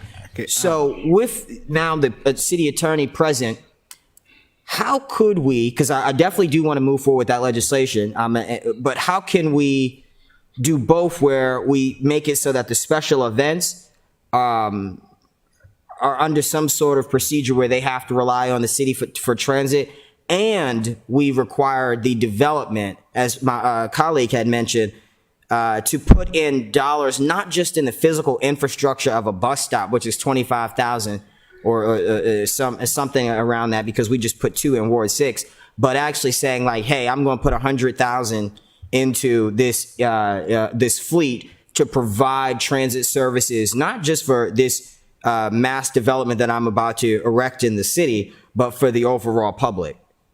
I think the conversation was about using the buses when there are special events to transport people, especially it's a private one. And I did mention that there is one compliance requirement called charter services. Basically, that particular law prevents any federally funded public transportation to compete with the private sector. So then we went to the issue of event, and I did suggest that, well, if you think of event parking, perhaps the city may look into the possibility of that the planners or the sponsors or the managers of those events will submit a transportation plan, meaning, okay, we have X number of people coming in the city. They cannot all come to Hillman Parking Garage to park.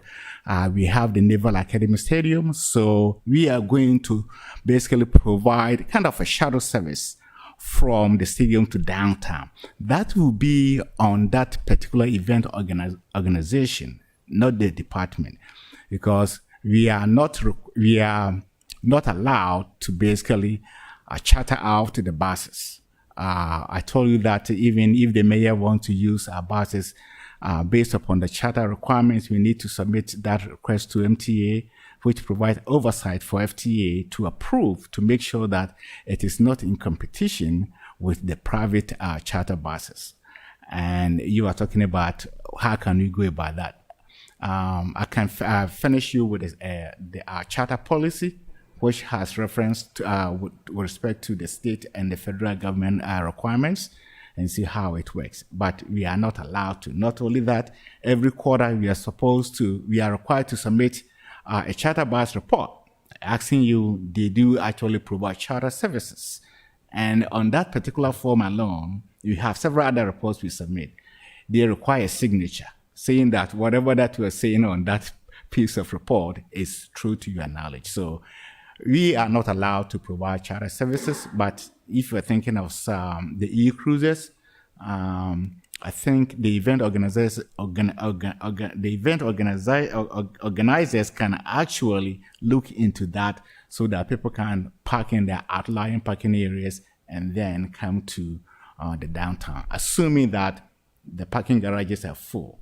Yeah, and that's kind of to, I'll get to the development question next because I think that's important too, and you mentioned something about that. But that's kind of to the point that the Alderwoman from Ward 1 made, in that with the construction of the city dock and the garage, obviously there had been talks of, just changing the transit, and because people have to be brought down if they're parking at Knighton and Gotts and just so many different things. And so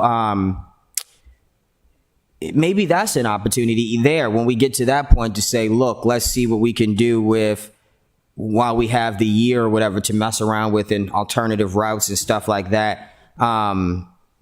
Because the problem that I have is, again, revenue is the key. And I feel that when these contracts put us into these tight spaces, that's why I was trying to vote against that transportation grant, because then we just can't do stuff like this that would really work and help our community in transit. But yeah, so it's just so frustrating. To the point though, with the developers,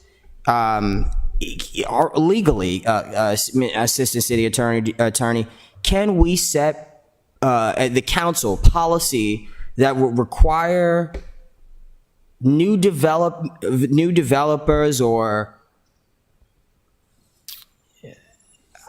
maybe I should ask it this way: how can we put in place policy that would create revenue for the Department of Transportation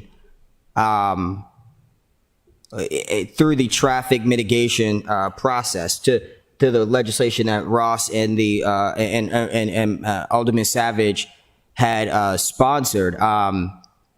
Is that, maybe do we have to go back to that, or how can we put it in place to say, like, if you are going to do 200 plus units, we would like to see you put $100,000 into this special fund to subsidize, public transportation in the area. Is that legal? Can you provide direction there? 100,000, I want $1 million. I mean, $1 million is cool with me. So if I understand your question correctly, the answer is I don't know. I would want to look into it because I'm not as familiar with the legislation that was drafted, the backstory of it, and sort of ways to kind of finagle it in order to have it become some sort of revenue source. So I don't want to really opine on it without having that information. I think in a general sense, it might be a little bit of an uphill battle, but I'm not going to say it's not doable. I just can't really provide you a well-informed answer because I don't have that background into the legislation. And I also, transportation isn't one of my assigned departments, so I haven't really been presented with that sort of opportunity to think into it. That being said, I'll talk to Ashley tomorrow because she is transportation, see if she's ever had that conversation or it's something that she's thought about, and talk to the city attorney and see if there's some sort of way that we can provide a better informed response than what I'm providing you now. Yeah, that's great. And I'm sorry to put you on the spot. Okay. But I do, yeah, that'd be great if we could, so that we, again, I could get a better understanding of what opportunities do we really have in regards to how legal is it. But I do think, $1 million is cool, 500,000, whatever. Maybe it's on X amount of, if you bring in X amount of people, you got to pay a certain amount. I don't know. But just something that we can look at down the line. Thank you so much. Yeah. Just in the context, the conversation was the APF and mitigation plans. And I think your suggestion is that if the developer needs to mitigate, can we ask the developer to contribute to the transportation? And the question is, it depends. If the developer proposed mitigation plans centers around public transportation, then yes, Montgomery County does it. They will ask the developer to do capacity analysis. They determine if during the peak periods there is enough room in the buses. If not, then the developer has to contribute to the purchase of another bus and stuff like that. But if the mitigation plan is to reduce the size of the development, Currently, so far, the way that we read it is that it has nothing to do with public transportation. So that is where the conversation was with respect to the traffic impact studies and their mitigations. The Eastport project was, I think one of the things that they did propose was that, well, the bus stop is close by. Maybe people have not experienced or had no experience with taking the public transportation. So we can buy S number of passes and give them for a whole year to try it. Maybe some of them will continue to use it. That was something close, the closest I've ever seen in the city. But mitigation plans and mitigation fees do not necessarily go to support public transportation, so far as I know of in various municipalities or jurisdictions. Thank you for that. Thank you, Dr. Dua. I think we had a nice high level. I have one quick question. No, you Sorry. didn't. Oh, sorry. No, Alderman Gay always does this to me. I always have. We have to increase ridership, and introducing electric buses, et cetera, would be really cool and everything. The problem is the optics of public transportation in this city. I've never seen anything like it. You go to Boston and getting on a bus is really cool. You know, you go to Providence, Rhode Island, everybody uses buses. I'm asking this because the Transportation Board has discussed this. Could we introduce a pilot of everyone sitting down, offering free ridership for a month to get people used to taking the bus? Mr. City Manager. Yeah, I mean, is that a budget amendment or something? I don't know how much money we would forfeit. City Manager Jarrell, do you have a comment? I mean, I think we probably could. Yeah, we. And maybe it would pay off in the long run to increase ridership. Oh, wow, really? Right? Great. Maybe, perhaps. Yeah. Or maybe it just loses revenue for a month. I mean, I know the mayor would be he'd be great on marketing it, but it's like, get on the bus and it's free. And of course it would have to end at 30 days or something. But I mean, I know that there's some people on the Transportation Board that think that we should do that all the time, but that's a little bit unrealistic. But yeah, it is legal. The federal government doesn't require you to charge a fare. Even for the ADA, the federal government doesn't require you to charge any fare. I know some jurisdiction where the ADA paratransit service is free to everybody who qualifies for that. The question is, the city needs to generate enough revenue to pay for the net operating deficit.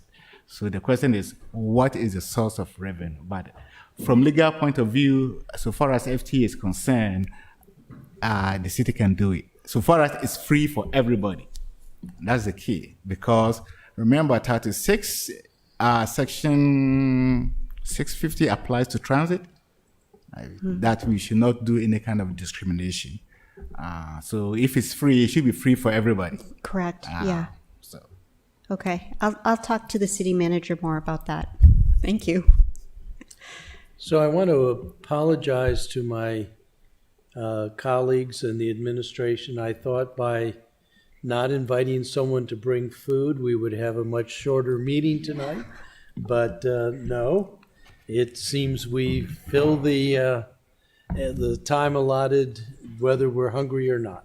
But I do think it was productive dialogue and at a nice policy level. So with no further ado, without objection from the committee, I would, Alderwoman Finlayson. Mr. Chair, we have City Attorney and the HR Director. Were they invited here to? No, I don't know who let them to answer any questions from anyone?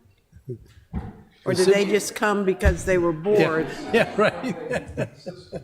They weren't part of the agenda, but they were most welcome to be here. Oh, yeah. Okay.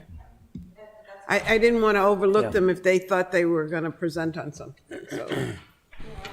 So, Mr. Chair, I'll invite my colleague to make a motion. Oh, we doing amendments or no?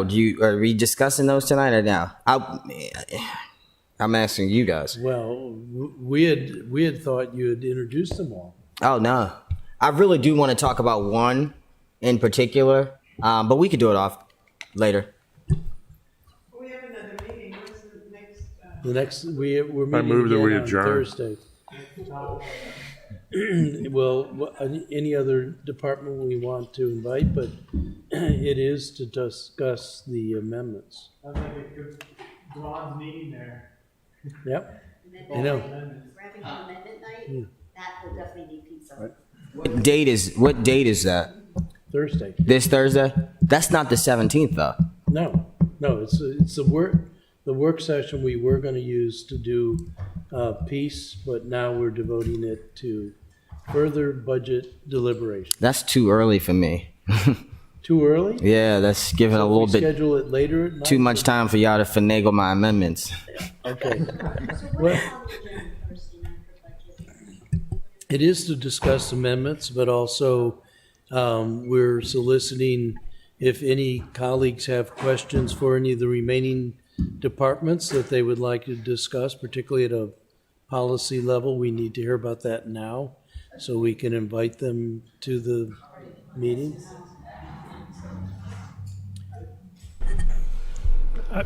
Well, I guess it'd be a good opportunity to take an inventory. I don't think I have any other questions I need to ask in person to the directors. I mean, I still have a few CIP questions, but I can always do that separately. But that's about it. I mean, I think it might be nice to have time to talk about some general questions for the budget, because I do have questions about some of the new positions that are being added. But yeah. So it is sort of the wrap up of the discussion. The Finance Committee has to complete its report to the council. It'll be much briefer this year than last year, particularly since so many of you have participated in the Finance Committee meetings, but it is another opportunity for the council as a whole to have a dialogue, even though it's coming under the rubric of a Finance Committee meeting. Oh, that one, I guess, is a work session. So, Mr. Chair, do you want us to review and edit this preliminary report? well, I promised you something by 5 o'clock, and it is something. But yes, anything that I've pared it down quite a bit. There's some tables that I might try to update with more current information, but I'm operating on the principle of less is more this year. You've had a long day. Yes, and we start again tomorrow. There is one place where you did say the vote was 3-1. Well, you need okay. to.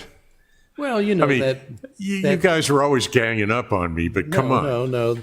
It was Julie Stankovic snuck in and voted. All right. Is there a motion for the Finance Committee to adjourn? There sure is. I move that we adjourn. Second. All those in favor signify by saying aye. Aye. The ayes have it. Thank you, Let's let everyone. Takia go home. Thank you for having